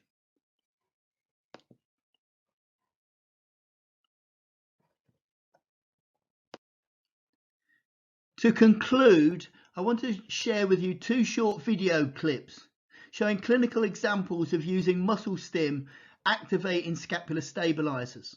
The first patient presented with bilateral weakness in mid-trapezius, which you can see illustrated by a single arm wall push. Note the compensations he's using. We're seeing side bend, thoracic rotation, shoulder hitching. Try and stay straight to the wall if you can. And rest there, because you've... Now watch how muscle stim assisted with strengthening these muscles. The idea is to complete the exercise while the machine is on the work phase.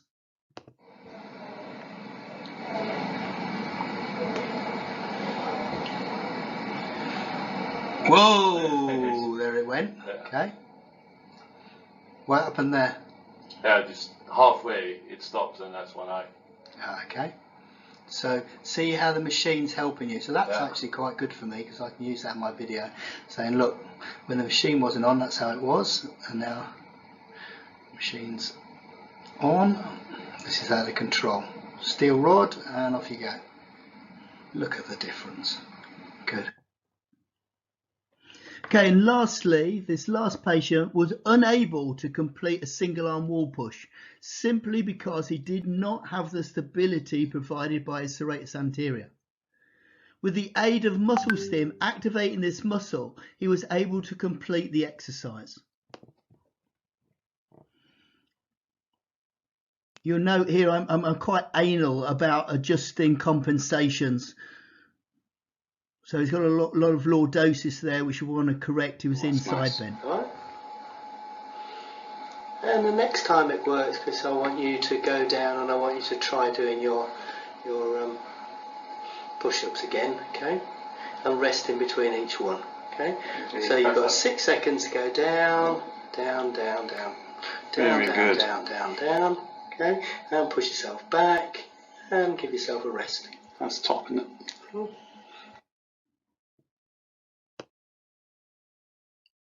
To summarise then, when it comes to diagnosis, keep it simple, stupid. Is the shoulder too tight, too loose, or is it impinging? The rehabilitation principles are similar for all presentations, just different emphasis placed depending on what presentation you decided you're dealing with.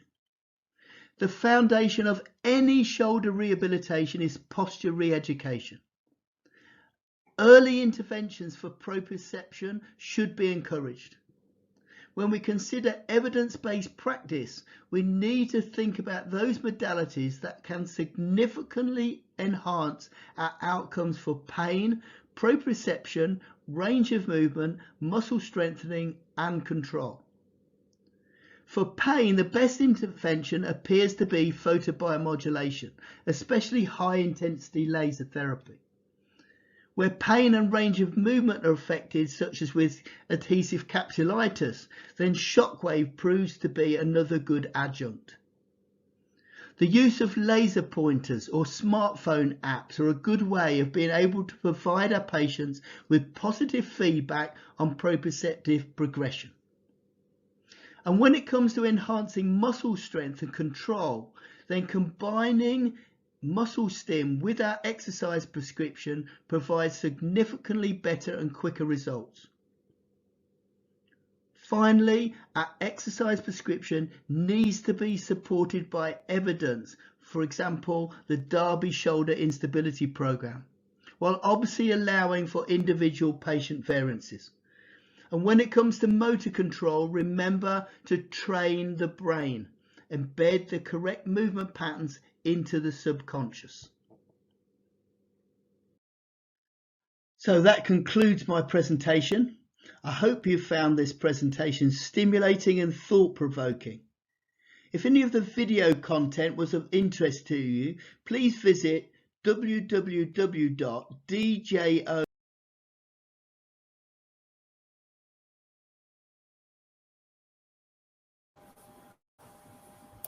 Okay, thank you so much for your great presentation, Mr. Cliff. So to the attendees and participants, we'll be going for a short 5 minutes break. Y'all can go for your own refreshments and just take a break. And we'll come back and resume with Mr. Kevin's presentation.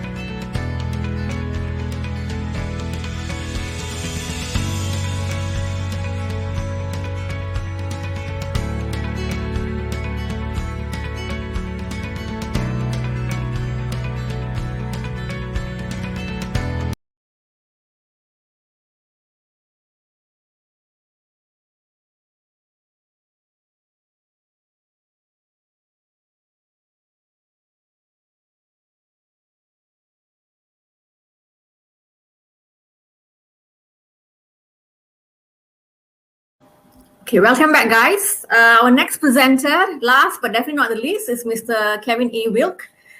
So with that, I would like to pass the floor to Mr. Kevin. Hi, I'm Kevin Wilk at Champion Sports Medicine in Birmingham, Alabama. It's a select medical facility. I'm also associated with American Sports Medicine Institute here in Birmingham, Alabama. Today I'll be discussing the recent advances in the rehabilitation of the thrower's shoulder, both pros to youth baseball, and also some aspects regarding return to play.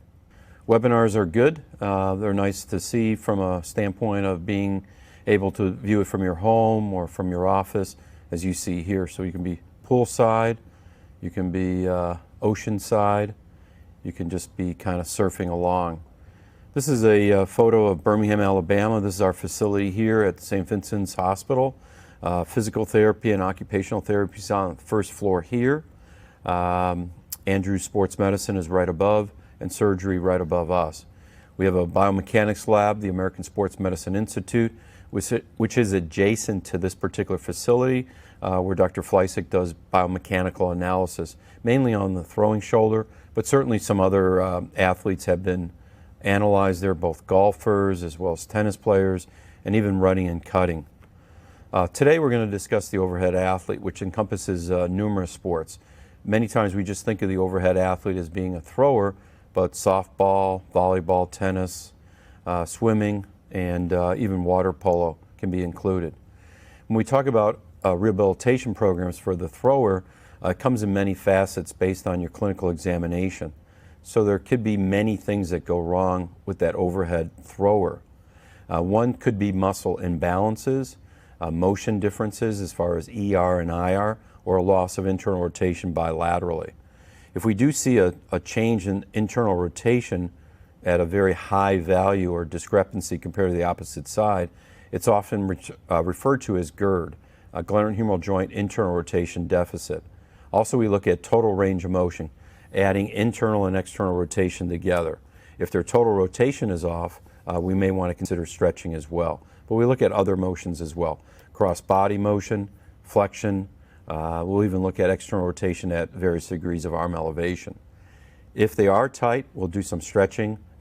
Probably in my hands would be more cross-body stretching for the posterior musculature and soft tissue, but we'll also maybe do some joint mobilization. Many times these overhead athletes come to us with soreness, pain in the shoulder, particularly in the back of the shoulder, posterior joint line. So we may use modalities such as laser and iontophoresis and maybe even non-steroidal anti-inflammatories, or the physician may choose to inject. Deep laser therapy is certainly an important component to our treatment algorithm. We laser for many reasons, which we'll talk about in a second. This is a new laser on the market recently. It's a high-powered laser. It goes to 40 watts, so it's much more powerful than the 20 and 25 watt lasers. It allows us to laser in a shorter period of time and still get high amounts of joules and energy into the tissue. Lasers have come a long way. I started using lasers in 1994. You can see here the first prototype laser that we use at our particular facility. And then the evolution, the light cure lasers, which you see in the middle, which are class 4 lasers. This is a 25 watt laser in the middle. And then most recently, in the last 6 months to a year, is this high-powered laser, which goes up to 40 watts by the Light Cure Light Force people. The benefits of laser, the action is it stimulates the mitochondrion, which produces ATP, which helps as far as repairing cells, but mainly it increases the production of nitrous oxide. Nitrous oxide causes vasodilation, which causes more blood in the area. So the benefits of laser therapy is it can reduce pain, it can reduce inflammation, it can promote or stimulate a healing environment, and it can also stimulate osteoblasts as well as tenocytes. There is numerous literature out there documenting the efficacy of laser therapy. This particular study is by Dr. Paul Borsa from the University of Florida. It was published in the Journal of Athletic Training, which documents the phototherapy benefits of laser on skeletal muscle. Also emphasizing our treatment, or should be emphasizing our treatment, is postural correction exercises. Many of these overhead athletes are tight anterior, very weak posterior. They have a very anteriorly dominant shoulder, so their scapulars are protracted, internally rotated, and anteriorly tilted.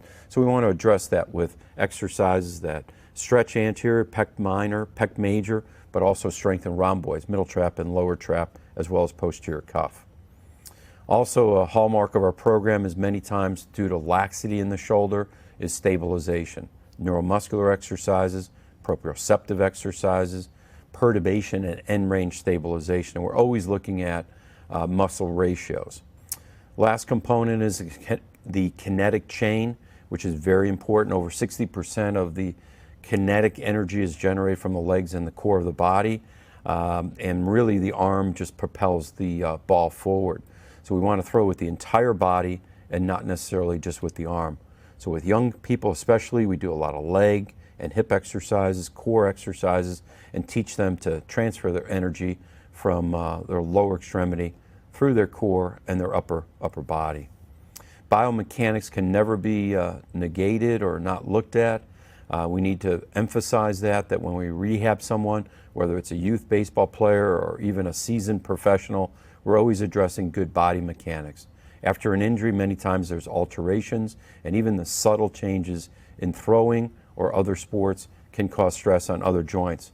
If we're rehabbing a shoulder, it can lead to elbow problems. If we're rehabbing an elbow, it can lead to shoulder problems. In the more seasoned overhead thrower, usually the professional, many times there's tissue degeneration, tendinoses of the rotator cuff, and many times we treat that with either blood flow restriction exercise, laser therapy, eccentric loading, and nutrition. So we're interested in the pros, but we're also interested in the youth baseball player. We know that injuries happen to baseball players at a pretty high rate, in particular pitchers compared to position players. We know that pitchers who get hurt, they're going to injure their shoulder and their elbow more than any other body part.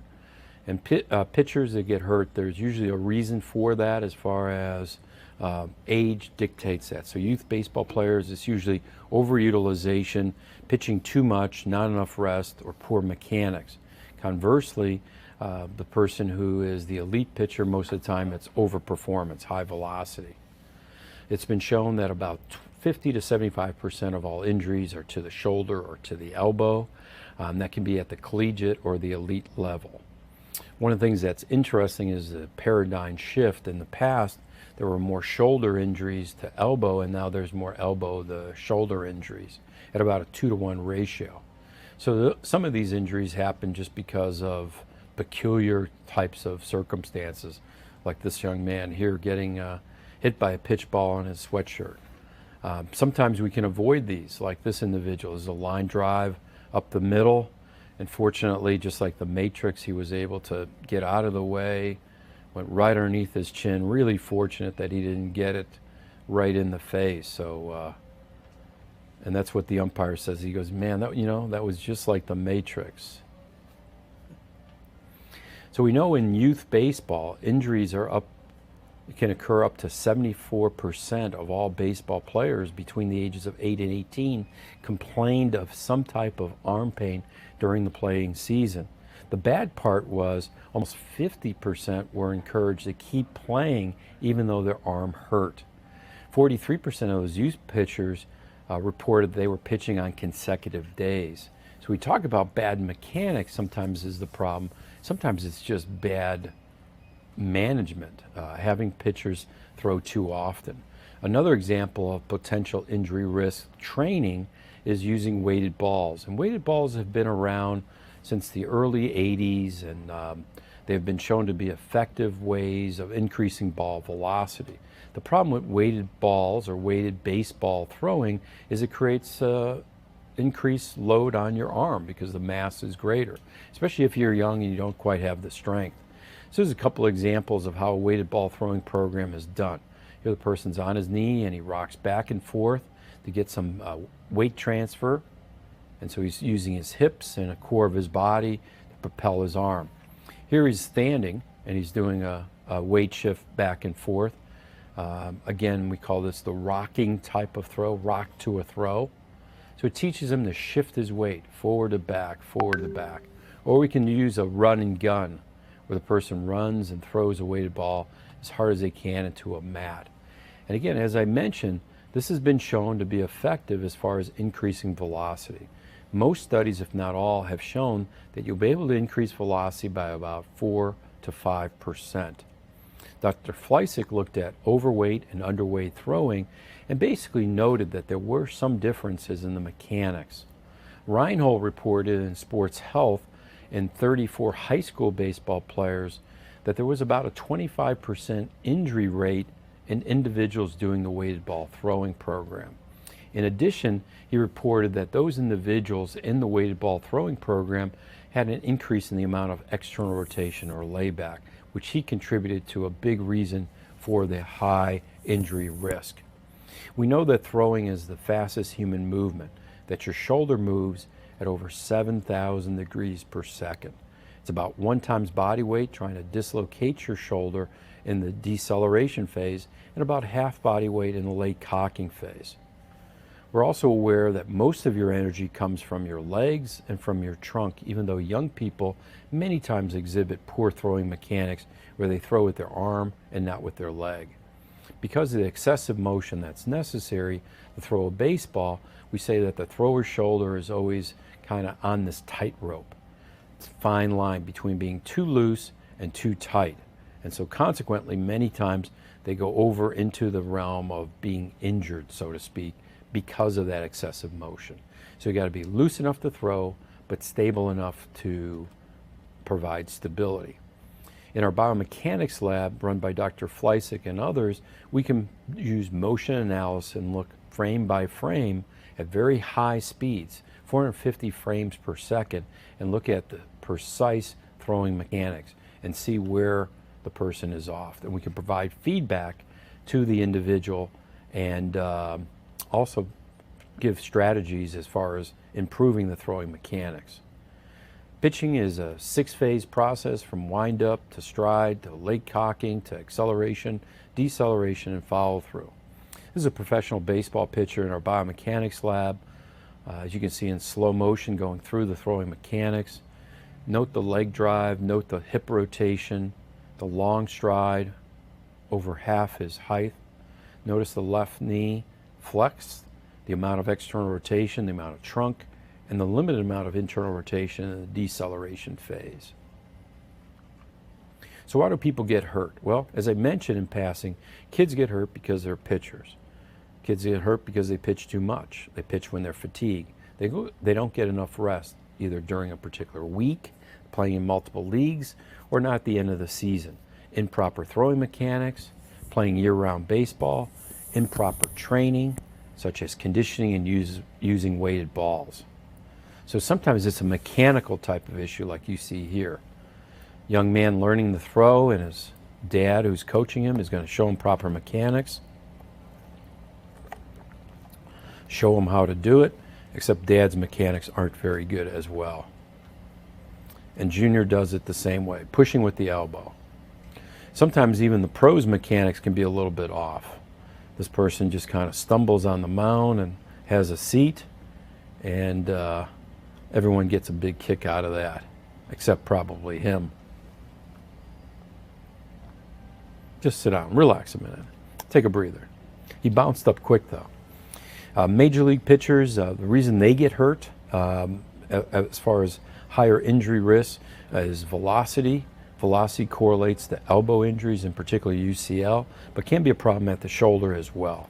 Loss of flexion, excessive retrotorsion, pitching when fatigued, poor mechanics, and actually studies have been shown by Brandon Erickson and others, if you're from a warmer climate, you're more likely to sustain an injury if you're from a colder climate. But it's really hard throwing. If you throw hard, many times that can lead to increased stress. So let's talk about rehab strategies. Well, the first strategy to realize is that the injuries are changing. Elbows are increasing as far as the rate of injuries, and shoulders are decreasing. And we pinpointed this with velocity and specialization.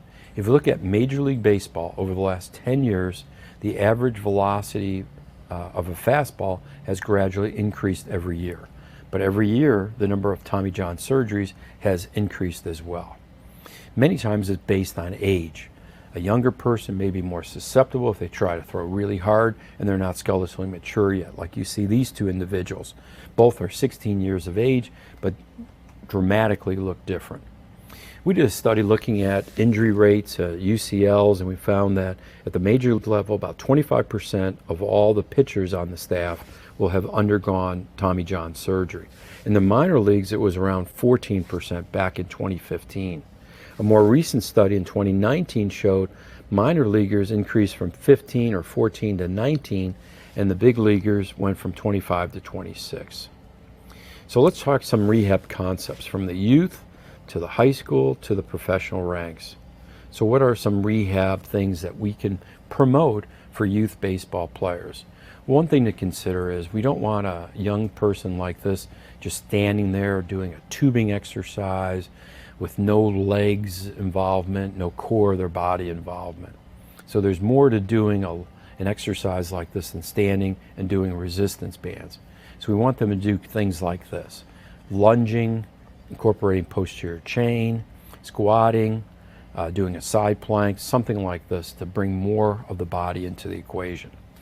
So one of the things that we'll look at is doing a single leg squat and making sure that the person can control their body weight, control their weight distribution, but also can stabilize.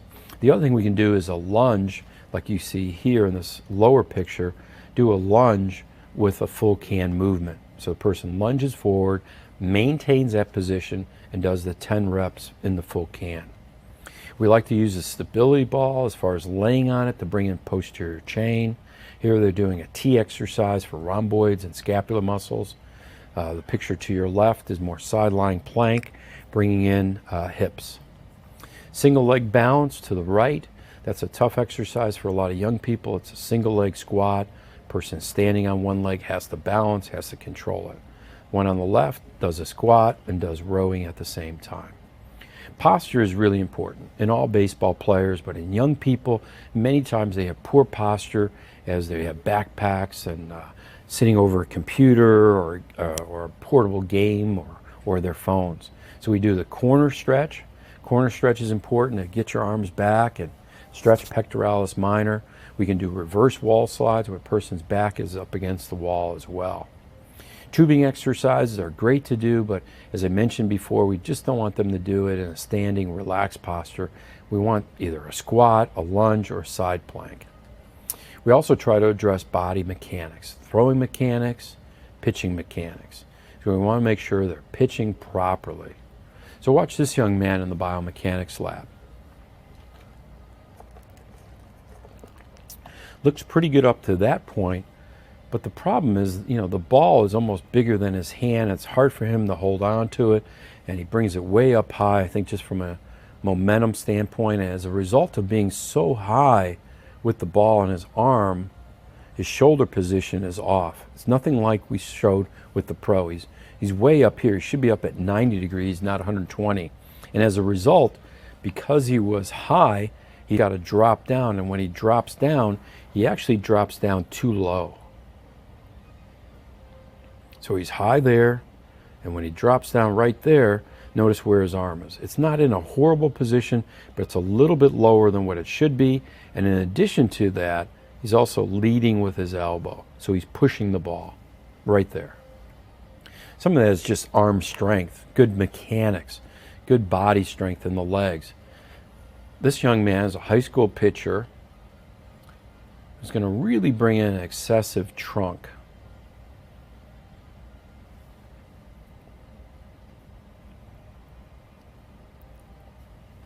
So he tips back, and as a result of this trunk extension, he tries to get this whip in this whipping fashion to try to accelerate the ball more.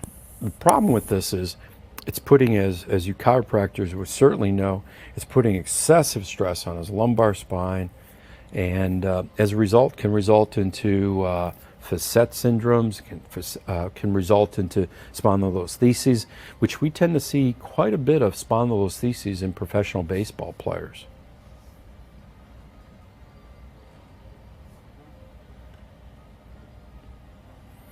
play another sport. We tell these young people that just don't play baseball. Don't specialize at a young age. You've got to play multiple sports. That way you become a better athlete, but it also allows you to rest your arm. We're fortunate we developed this Little Leaguers Throwers 10 exercise program that basically instructs the individual to do these exercises with different body positions, not always just standing and relaxed, but do a lunge or be on a stability ball, something like that. It's actually our Throwers 10 program we developed for mature throwers. This is an offshoot for the Little Leaguer. Well, what about the pros, the second half of this talk? What about the elite throwers? What kind of problems do they have? Well, one is motion imbalance.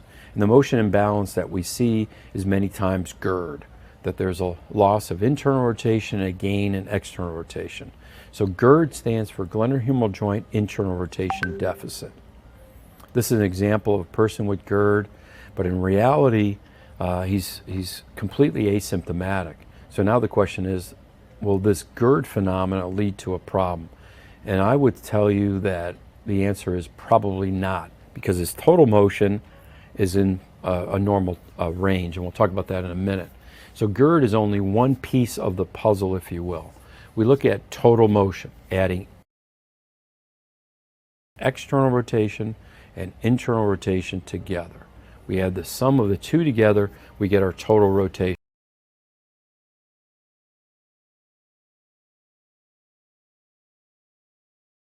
We want that to be within 5 degrees of the opposite shoulder. We did a study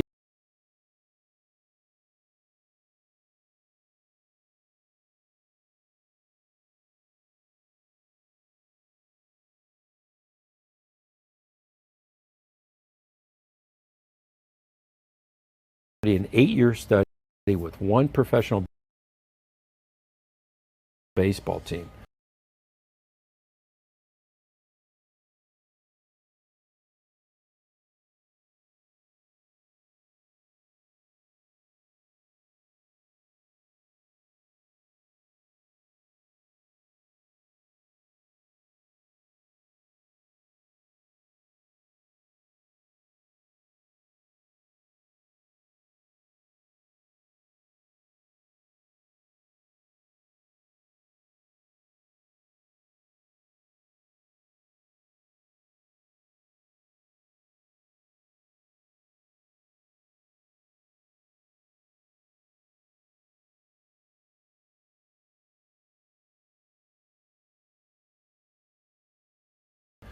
Looking at the range of motion annually in spring training and following those pitchers for 8 years. And what we found was GERD did not correlate. What did correlate was total range of motion. Also, we found that external rotation, the more you had, the more protective that was for the shoulder. And as far as days lost, you were 3 times more likely to lose more days, obviously, if you had surgery. Others, like Polster as well as Noonan, have shown that excessive external rotation, the retroversion, is actually protective for the shoulder. It can be problematic at the elbow, but it's protective for the shoulder. We did a study looking at the reasons for the change in motion, this excessive ER in throwers, and the loss of internal rotation. Even though many will say it's capsular, what we found it to be was it was due to bony changes. That the bone, when you're skeletally immature, and you create this torsional load, the bone actually adapts to the stress. So what happens is the head of the humerus actually rotates back, and you have more external rotation and less internal rotation because the bony changes. And this was a paper we published back in 02, American Journal of Sports Medicine 02. Since that time, 39 studies have documented what we found. Today we use ultrasound. So for this young man to be a professional baseball pitcher one day, he's got to throw at a young age. How young? Oh, around 12 to 13. Dr. Meister documented around 12 to 13 is where the greatest amount of changes occur in the rotation. Other studies by, this one by Elizabeth Hibbert, pointed out that GERD was predominantly or primarily contributed to retrotorsion, and not due to soft tissue. So this old adage, well, you have a loss of internal rotation, it's due to posterior capsular tightness, is probably not accurate in most cases. It can occur, but it occurs very rarely in my experience. As I mentioned, we use ultrasound to determine the amount of retroversion, and basically looking at the difference in the greater and lesser tuberosity. When there's a lot of retroversion or retrotorsion, the head of the humerus is rotated back, and that would reposition your greater and lesser tuberosity. So there's a technique that we use. You can also use your hands. This was studied by John Borsted that basically palpated the bicipital groove, greater and lesser tuberosity, and rotated the arm until those 2 points were horizontal. So by going into internal rotation, you correct for the retroversion and you see what the difference is. The difference between how much you have to rotate to getting it to horizontal. So this is an example of it here. Stretching, we still do stretching. Even if it's a bony change, we're still going to stretch the individual because there'll be muscle tightness, fascia, connective tissue, and so forth. So a lot of throwers do a stretch like you see here. Our preference is a modified sleeper stretch where the person lays on their side, quarter turn backwards. So they're not completely vertical, but rather quarter turn back. By doing that quarter turn back, it allows their arm to be in the plane of the scapula. And we can do our cross body stretch that way too. My preference in the clinic is to do a cross body stretch. We like the stretch the best. We think that it produces the best effects. I hold the scapula down, I bring the arm across the body. McClure has documented that the cross body stretch improved the internal rotation the best compared to sleeper stretch or something else. Moore has shown muscle energy techniques, contract, relax, had the best effects on increasing internal rotation as well. We tell athletes you don't have to do a lot of these stretches. Just doing 3 stretches for 30 seconds can increase and maintain your internal rotation during the competitive season. Well, other problems that we see in the more elite throwers is tissue breakdown, tissue degeneration. So we can do things such as laser therapy, shock wave or piezo wave therapy. We can do blood flow restriction, those types of things to try to promote collagen laydown. This baseball player here is using blood flow restriction. And when you use blood flow restriction, there is a systemic response of growth hormones and so forth that help bombard the entire body to help tissues respond. So we think that this could have a positive effect. Also, throwers have to work on dynamic stabilization, meaning that the shoulder is a lax joint, and as a result of that laxity, many times the translation can lead to problems. So we'll do a variety of exercises like you see here. Tubing, sideline plank. We may integrate in some rhythmic stabilizations as well. Here, this gentleman is doing a ball flip with a resistance band around his wrist. He catches the ball on the way up. He'll do this for a given period of time. So he's got his timer on the table. We may do this for 15, 20 seconds. We may progress to a 30-second bout. Here's an example on a stability ball. I'm integrating in a rhythmic stabilization at the top. Ball throws, one of my favorite exercises, is a 2-pound ball. He throws the ball up against the wall, predetermined number of reps. He'll stabilize at end range, and we've got to maintain that position. Nice exercise to do for dynamic control. These are some ball throws using a resistance band as well. So here he's using a resistance band to increase the amount of force resisting internal rotation.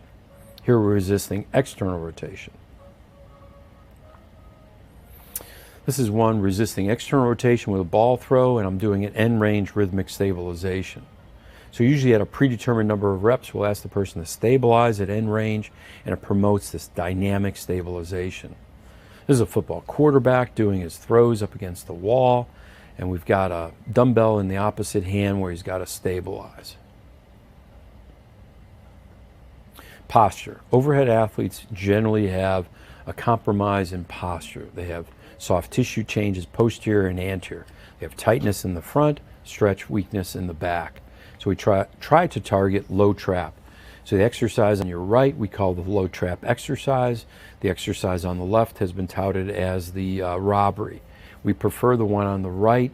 We think that produces a better lower trap muscle activation. Laying on a ball, doing stability ball extensions. This is prone T's, as you see here.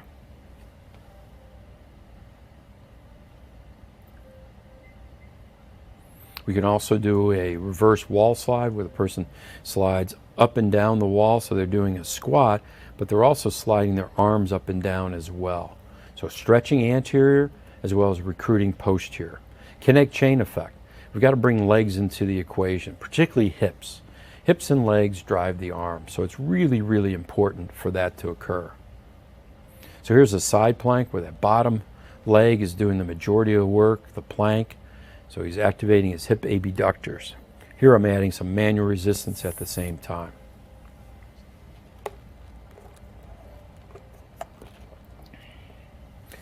And with the addition of a rhythmic stabilization at end range. Here this quarterback is doing a lateral slide with TheraBand around his thighs and onto his wrists. And we'll do this on both sides. If they throw it to the right, we'll still do some things on the left as well. Here's a quarterback doing a little bit of external rotation, and I do a rhythmic stabilization to the core of the body. Volleyball players can also do a drill like this, where we use one piece of TheraBand, CLX, we crisscross it, put it on their wrist, and they do a jump where they land, so they're resisting hips as well as arms. We have to address biomechanics as well. Last couple of things to mention about the overhead thrower is we want to emphasize endurance. So here he's got a 2-pound ball and does these ball drops. You know, drop and release the ball over a 30-second period, and we count the number of drops and catches, if you will. And a drop means they just simply let it go. They don't let it hit the ground. They catch it before it hits the ground. And we'll do this for horizontal abduction. We'll do this for sideline ER. We can also do it bilateral. This is a tough exercise to do. So what we can do is a prone ball drop, as you see here. The person has a 1-pound ball. He's externally rotating against resistance. We've got a band around his wrist. A really tough exercise from an endurance standpoint. We can also do this with a prone T ball drop, where the person does these ball drops, dumbbell in the opposite hand, and I'll ask them periodically to hold that one position. If someone's inflamed, a lot of times we'll work on inflammation using laser, those types of things. We do have a Throwers 10 program that's available through asmi.org. It's on our website. It's about 16, 17 different exercises for the overhead throwing athlete. We also have the Advanced Throwers 10 program, which is a progression where the person, instead of just going through the exercises like this, would do a sustained hold. So it's more demanding, if you will, for the individual. So here's a video clip to kind of give you a little bit of an idea what I'm referring to.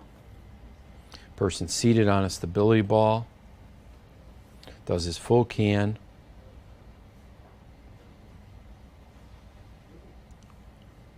Going to get to a predetermined number of reps. Most of the time that's 10 reps. Then we ask them to hold one side as they move the opposite side.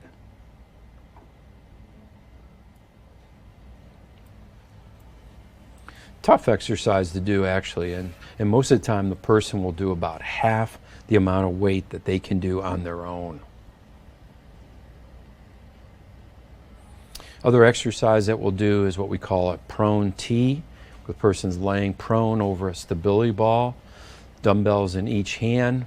Again, predetermined number of reps. They'll get up to one particular rep.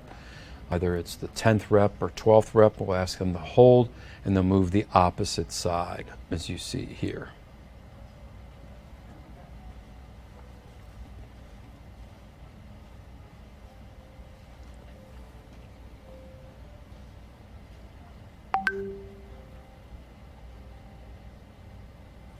This is a high row where the person's seated on the ball using a resistance band. Can also do this with a cable column. Really nice exercise for the overhead athlete because it's using rhomboids, middle trap, trying to also get T-spine, mid-back mobility going. We want to do these exercises bilateral. This is our favorite serratus anterior exercise, a wall slide, where the person is pressing in the wall as they're sliding up. If we do the serratus exercise, we'll do the reverse as well. Some plyometrics, and we'll also do some lateral slides as we talked about.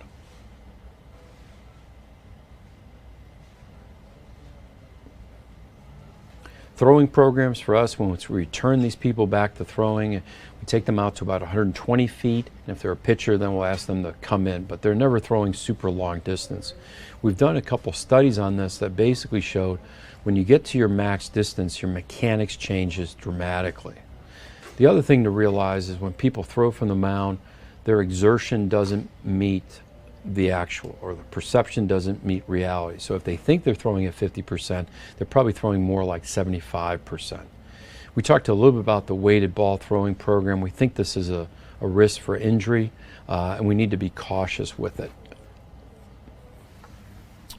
So to take that overhead athlete one step further, let's talk about the volleyball player. And so the volleyball player, particularly the frontline hitters and so forth, many times exhibit posterior cuff weakness, muscle atrophy in the back of the shoulder. And that's what we see most commonly. Here's a volleyball player as she comes up to do a kill shot.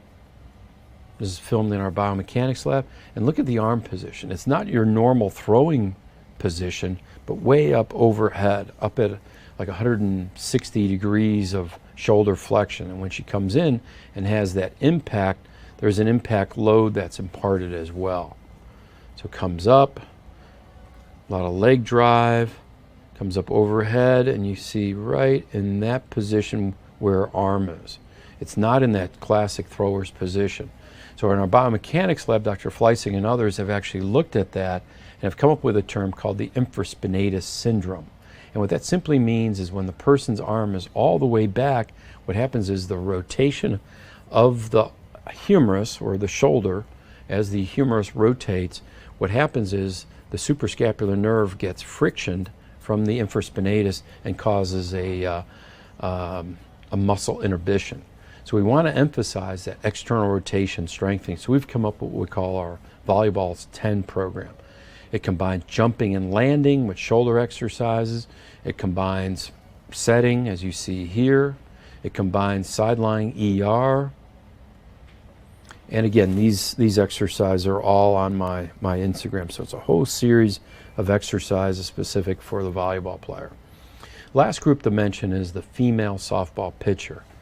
A lot has been made of this, saying that pitching underhand, these individuals can throw multiple games in one day, multiple games over a weekend, and we believe that to be true to a degree, but these young ladies can have problems as well. Looking at NCAA data, about 45% of all injuries are to the shoulder and to the elbow. Tremendous amount of force is generated. And there is a difference between males and females. With male injuries throwing overhead, most of the injuries occur back or front of the shoulder. When we talk about females and laxity pitching softball style, most of the problems are superior or anterior due to excessive laxity. So we actually did a study looking at this, looking at a group of patients that had arthroscopic shoulder surgery here in Birmingham, males and female counterparts, and we found that females had less multiple things wrong with their shoulder. Most of the time when they came in and had surgery, it was a torn labrum up on top and bicep complaints. When it was males, almost always there were more than one thing going on. Labrum, cuff, and cuff debridement, and even bony changes as well. We know the EMG is different in windmill versus overhead. We know the mechanics are different. That's really important to get a leg drive from your hips, from the core of your body.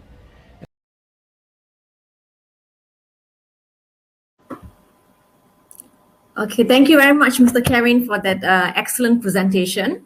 So audiences, that was the last of the presentation today. So before I start with the Q&A question, I would just like to remind the audiences regarding about the CPD points arrangement.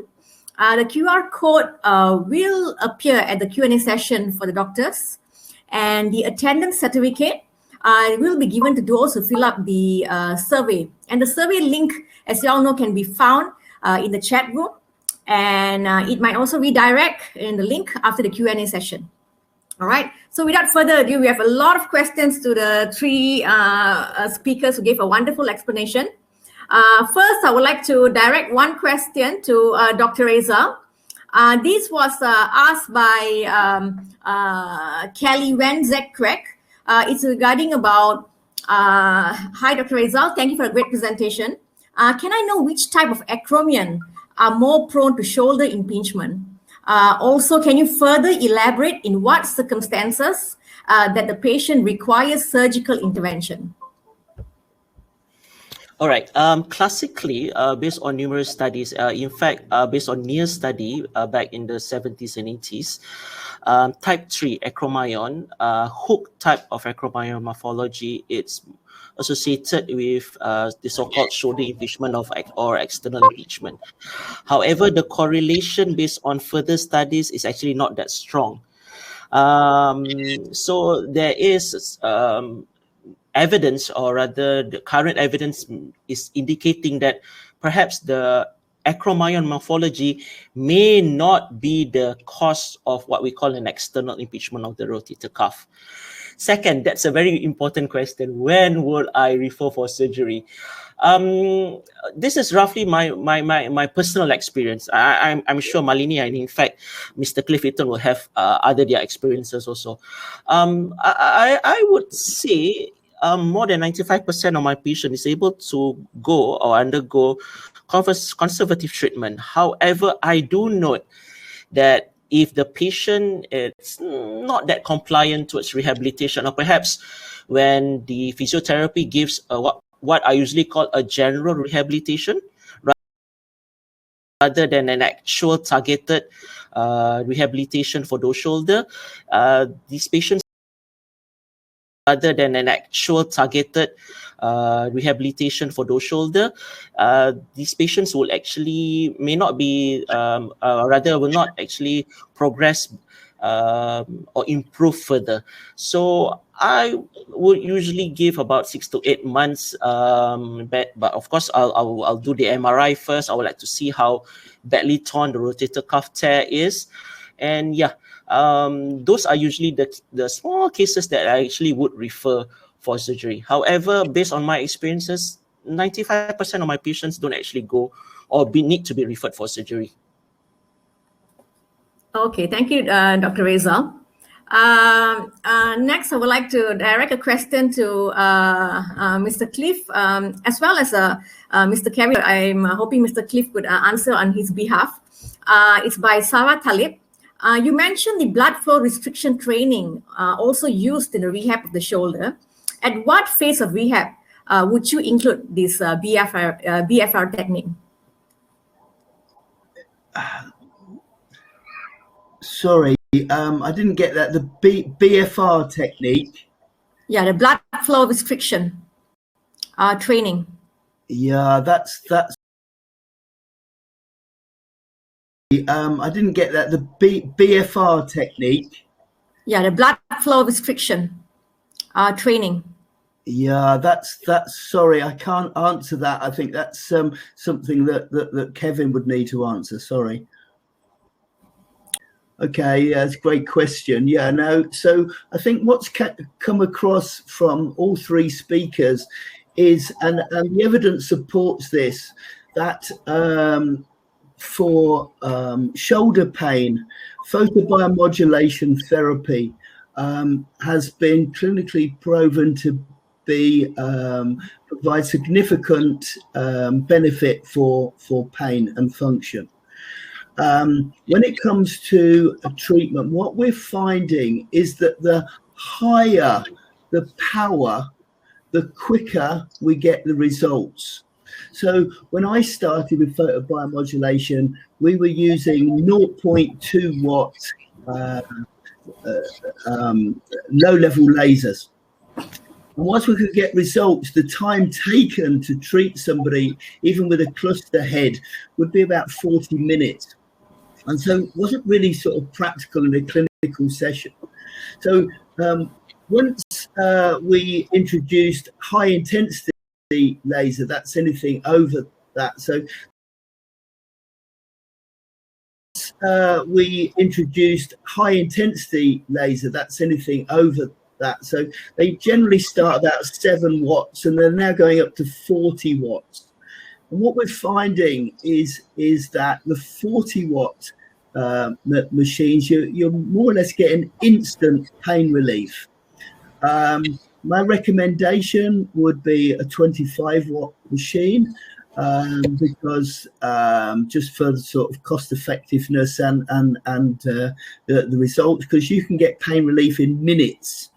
And it literally is that patients come to the clinic and they leave thinking I've waved a magic wand over them.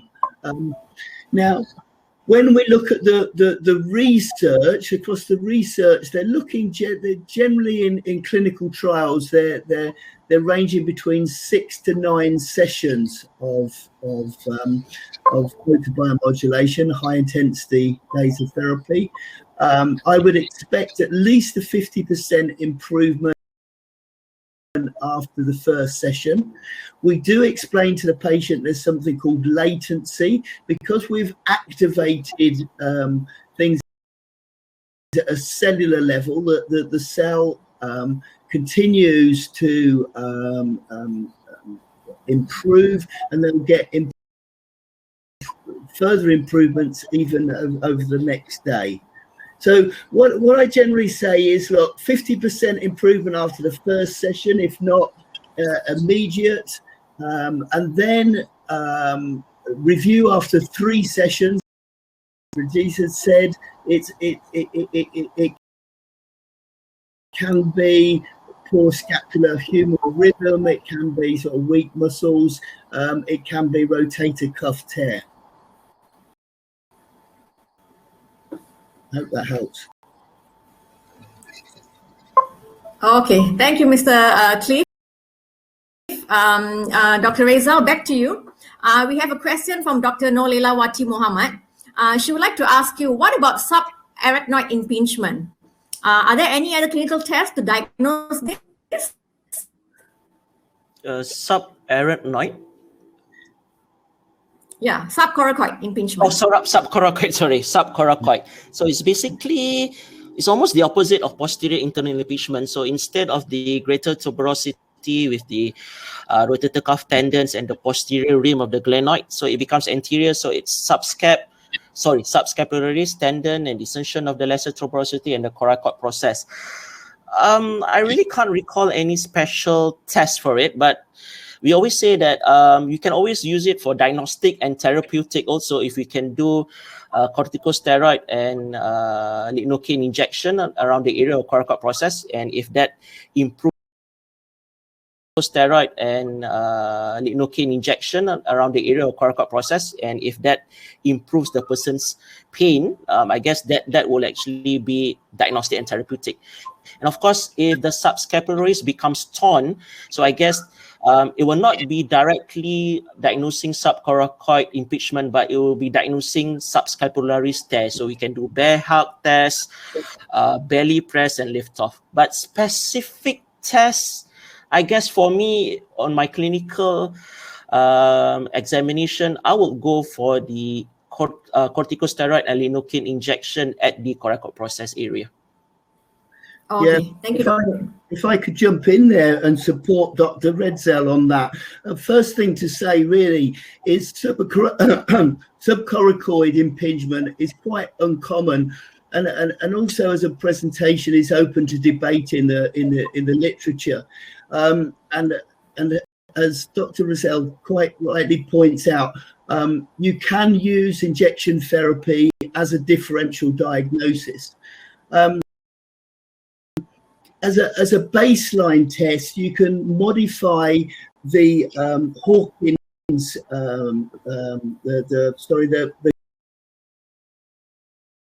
modify the Hawkins the Kennedy Hawkins test, and you take your arm into 90 degrees elevation, full horizontal flexion and internal rotation. So then if you press down on that, and it reproduces the patient's pain. It's an indication of subcoracoid pain. The other thing to consider is where the patient points to the pain, and also whether they get tenderness on palpation over the coracoid process. All right. So the point of tenderness as well. Okay. All right. Another question for you, Mr. Cliff. When by Sharul Azwa Ahmad, when using taping for posture correction, how long do you need to keep the taping, and over what period of time? Yeah, that's the eternal. How long's a piece of string? Look. I'm trying to think of a work example. I mean, ironing clothes. But I'm trying to think of a work example. I mean, ironing clothes. But somebody will just pick up an iron and be able to do it perfectly, where somebody else will take a period of time to get it correct. And it's the same with sport. It's the same with exercise prescription. Well, everybody's going to learn. Now, the purpose of the tape is just to provide an afferent stimulus. Remind the brain that there's muscles there and they should be working. So it's not a question that the tape is doing the thing. The tape is there just to support the learning of the exercise. So that comes down to the ability of the patient, but also the quality of education from the therapist. Now, it's useful to have this tape on, as I say, to provide this afferent stimulus. The patient can feel when the movement's incorrect. Depending on the patient's activity, a tape could last sort of 48 hours. So I tend to get a family member in. So rather than asking patients to come to the clinic every 2 days to have it retaped, I'll get a family member to learn the taping technique, and that they can redo it at home, and then I can just review them as we go along. All right. Okay. Thanks, Mr. Cliff. Back to you, Dr. Rezal. There's a question from Muhammad Aizat Azam. He would like to know, does shoulder impingement and frozen shoulder overlapping each other in terms of pain onset and associated symptom of stiffness? In medicine, I guess there's nothing black and white. Everything is possible. But we always say that when it comes to adhesive capsulitis or frozen shoulder, it's more of a diagnosis of exclusion. And their presentation may sometimes overlap. But most commonly, the early stages of freezing, the first stage one, they usually complain of the lateral arm deltoid pain, which slowly progress, reducing in range of motion, in external rotation, and an advanced frozen shoulder, they will come with generalized reduction of range of motion. But when it comes to impingement, especially when I'm talking more towards rotator cuff tendinopathy with subarachnoid pain syndrome, it's most of the time related to an overhead type of activities, rather most of the time related to an overhead type of activities, rather than a generalized reduction of pain, generalized reduction of range of motion and generalized pain.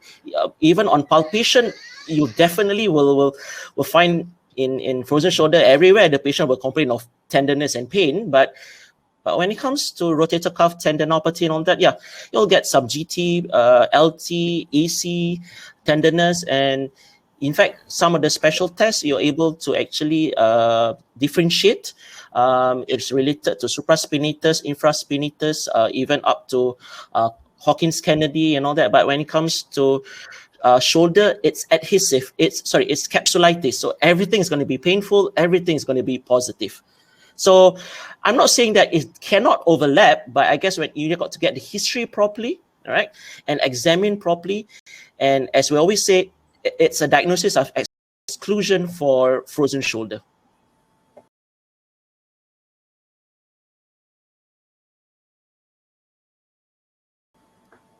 Yeah. Okay. Thank you, Dr. Reza. There's a question from Prema Lucia Rimont to Mr. Cliff. And if we've got those, if I forgot that type of presentation, then I refer on to an orthopedic specialist because it will probably need debridement. I don't know how Dr. Brazil feels about that, but that's what I would do.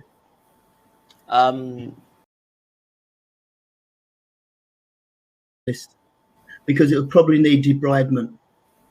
I don't know how Dr. Brazil feels about that, but that's what I would do. For the truth is, I've never managed it. I've never seen yet a patient with both presentation, but let's pretend that the patient comes to my clinic and that is my provisional diagnosis. I guess I can offer actually to do the ultrasound. Sorry. I would like to do an AC joint injection in steroid and lidocaine over the AC joint and see whether there's will relieve some of the pain. I'm not an expert, but I know that we can actually do ultrasound guided needle bubble touch, where you can actually under ultrasound guided you can put your needle, locate the calcific tendinitis, the clump of calcification, right? Now you can actually break up the calcification and actually aspirate it. So it's called ultrasound needle bubble touch. But yeah, I've seen it separately as calcific tendinitis, a separate patient, and AC joint OA as a separate patient, but I've not seen patient presenting in both actually. Yeah, if you get calcification within the tendon, then obviously, as Dr. Rizal says, you can use barbotage. That's with the needling. If you want to try a non-invasive way of breaking down the calcification, then focused shockwave has proven very beneficial. Yep, Mr. Eaton is correct. Yeah, I also do actually refer for shockwave therapy. That's right. All right. Thank you for that answer. Dr. Reza, there's a question from Dr. Yao Mei Yan.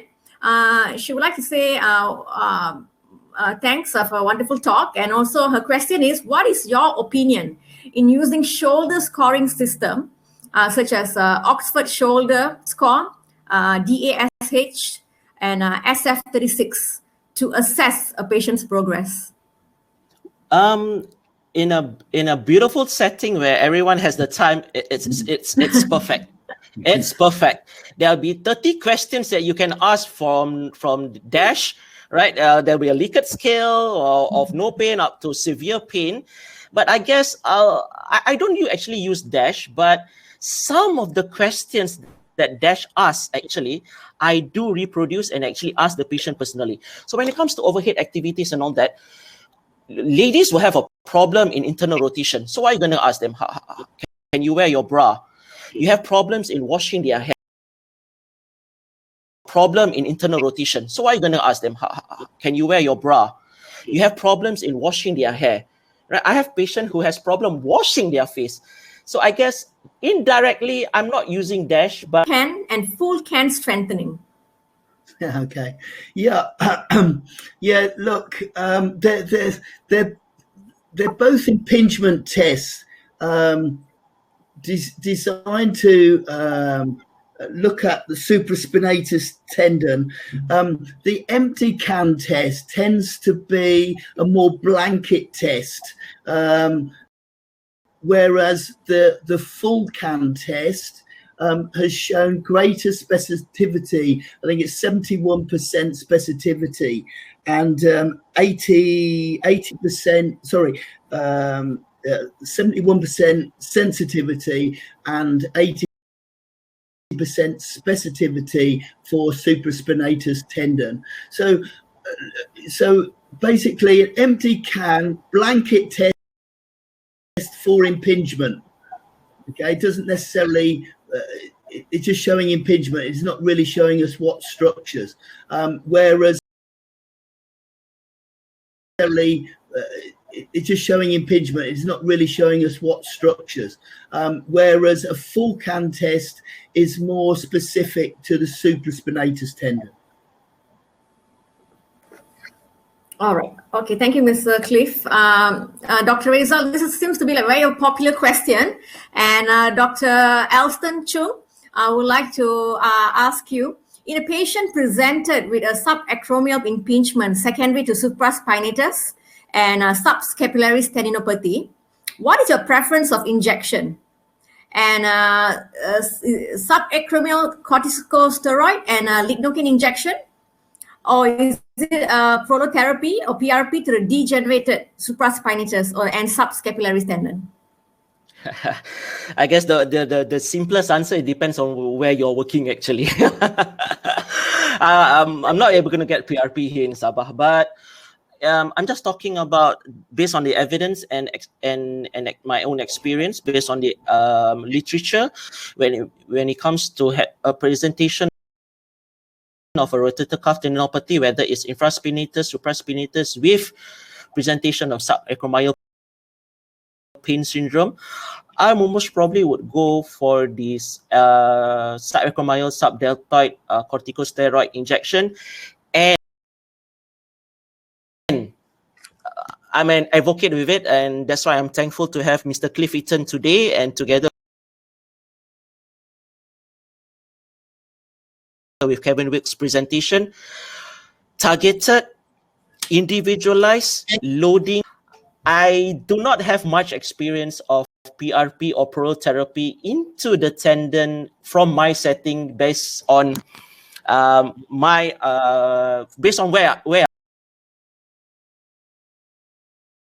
and from my setting, based on where I am currently. But I guess if I've given a choice, now I'll go for the steroid injection and proper rehabilitation. That will be my main treatment for all my patients actually.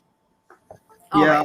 And I concur exactly with Dr. Rizal there. That if I've got a patient with pain, look, I'm gonna try photobiomodulation first, because I know that works. Now, if that doesn't have the desired effect, then I'll refer for corticosteroid, knowing that's just giving me a window of opportunity to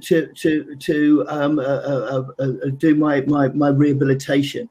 And my readings, if I may, on PRP, there was a meta-analysis done by Yang in 2016, if I'm correct, that showed PRP didn't increase the integrity of a torn rotator cuff. However, if used in conjunction with arthroscopic repair, then the pain relief post-op was much better. And that was supported by a study by Barber et al. In 2018 that also showed that PRP as an adjunct to surgical interventions was helpful, but not as a standalone intervention. All right. Okay. Thank you, Mr. Cliff. Still back to you, Mr. Cliff, by a question by Hermin Abdul Shukur.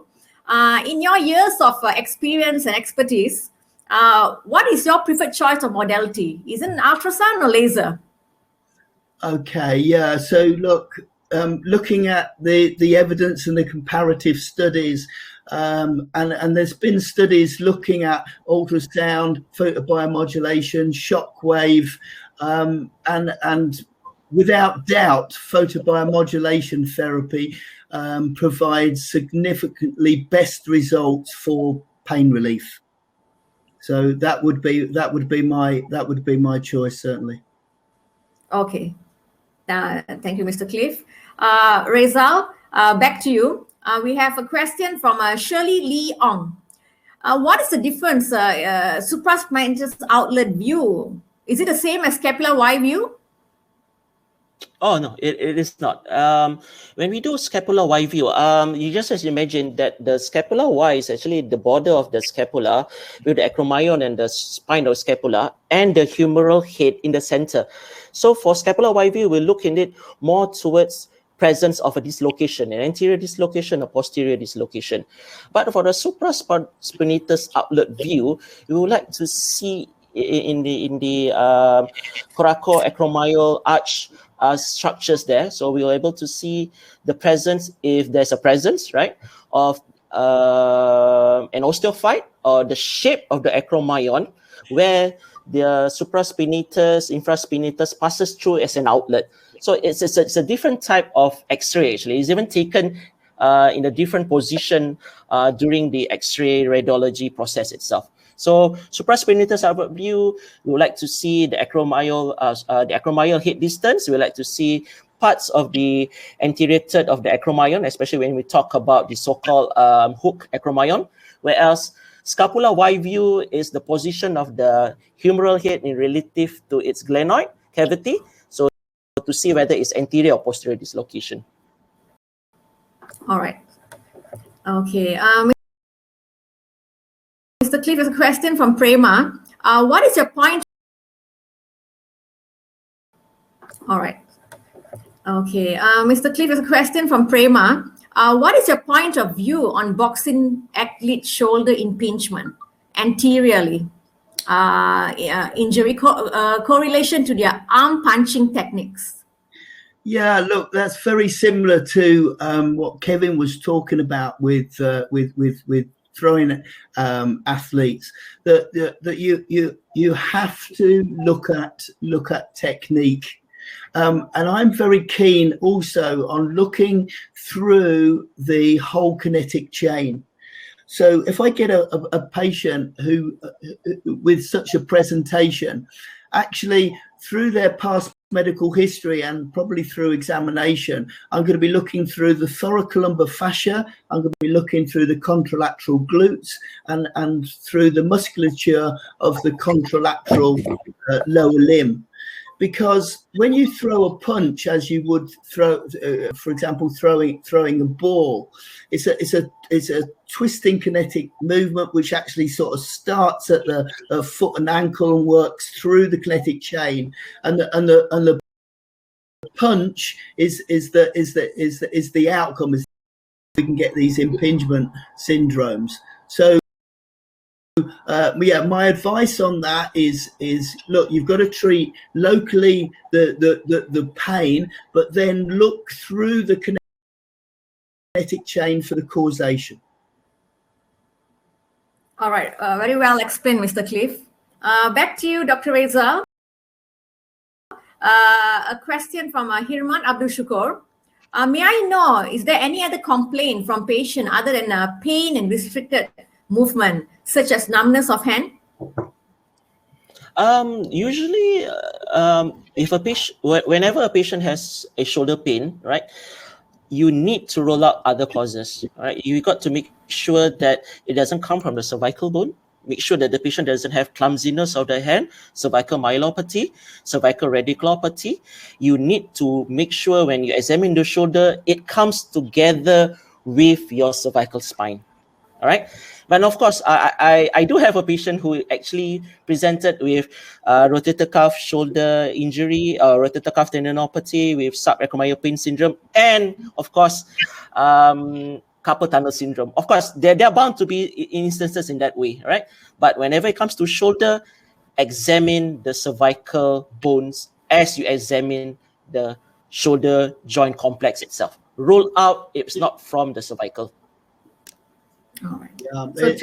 As physiotherapists, in our first year of training, we're taught that 80% of shoulder pain stems from the cervical spine. So always a good place to start. All right, Mr. Cliff, there's a question from Hirman. He would like to know how frequent does an athlete had to come back to you in your years of expertise to know the effect of laser therapy? Yeah, I think we had that one earlier, but yeah. So look, patient presents. We had that one earlier, but yeah. So look, patient presents with pain. That's what they're coming in for. So that's the first thing I want to address, because that's the patient's expectation when they come to the clinic. and I have to manage patient expectation as well as my own expectation. And then I'm also looking at the cause. So what I sort of said earlier is that with laser therapy, I'm expecting at least a 50% improvement after the first session. The research is suggesting with high intensity laser, we need 6 to 9 sessions, and they're normally done 2 or 3 times a week. So that will give you sort of 3 to 5 week treatment period. But in that time, they've got to be doing their exercises as well. Okay. All right. Back to you, Dr. Rezal. I think this is the final question for today. In your years of expertise and in your practice, how many repetitions of steroid injection can be advocated?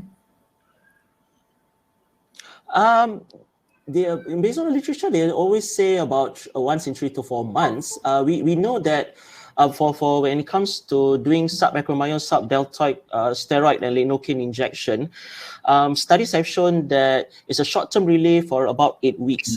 I'm a bit conservative. I would only do injection perhaps once in 4 to 6 months. I'll go, in fact, once in 6 months.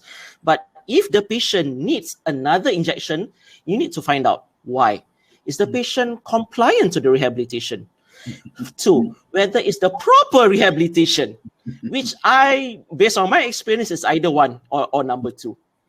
Yeah. All right.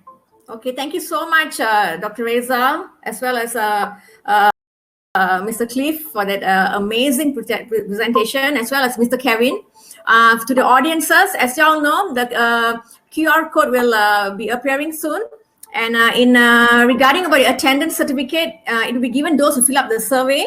And the survey link can be found in the chat room and also in the redirect link after the Q&A section. And regarding about the CPD arrangements, the QR code will appear as well after this.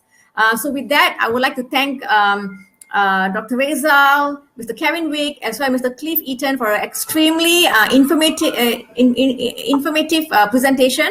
And with that, MESM as well as DJO Asia Pacific would like to thank everyone who attended today.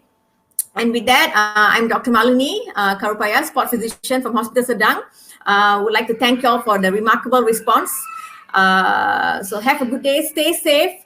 We're still going through a pandemic, so make sure everybody follow the guidelines, and hope to see you all in the near future. Thank you, Rezal. Thank you, Mr. Thank you very much, Mr. Cliff Eaton. Bye-bye.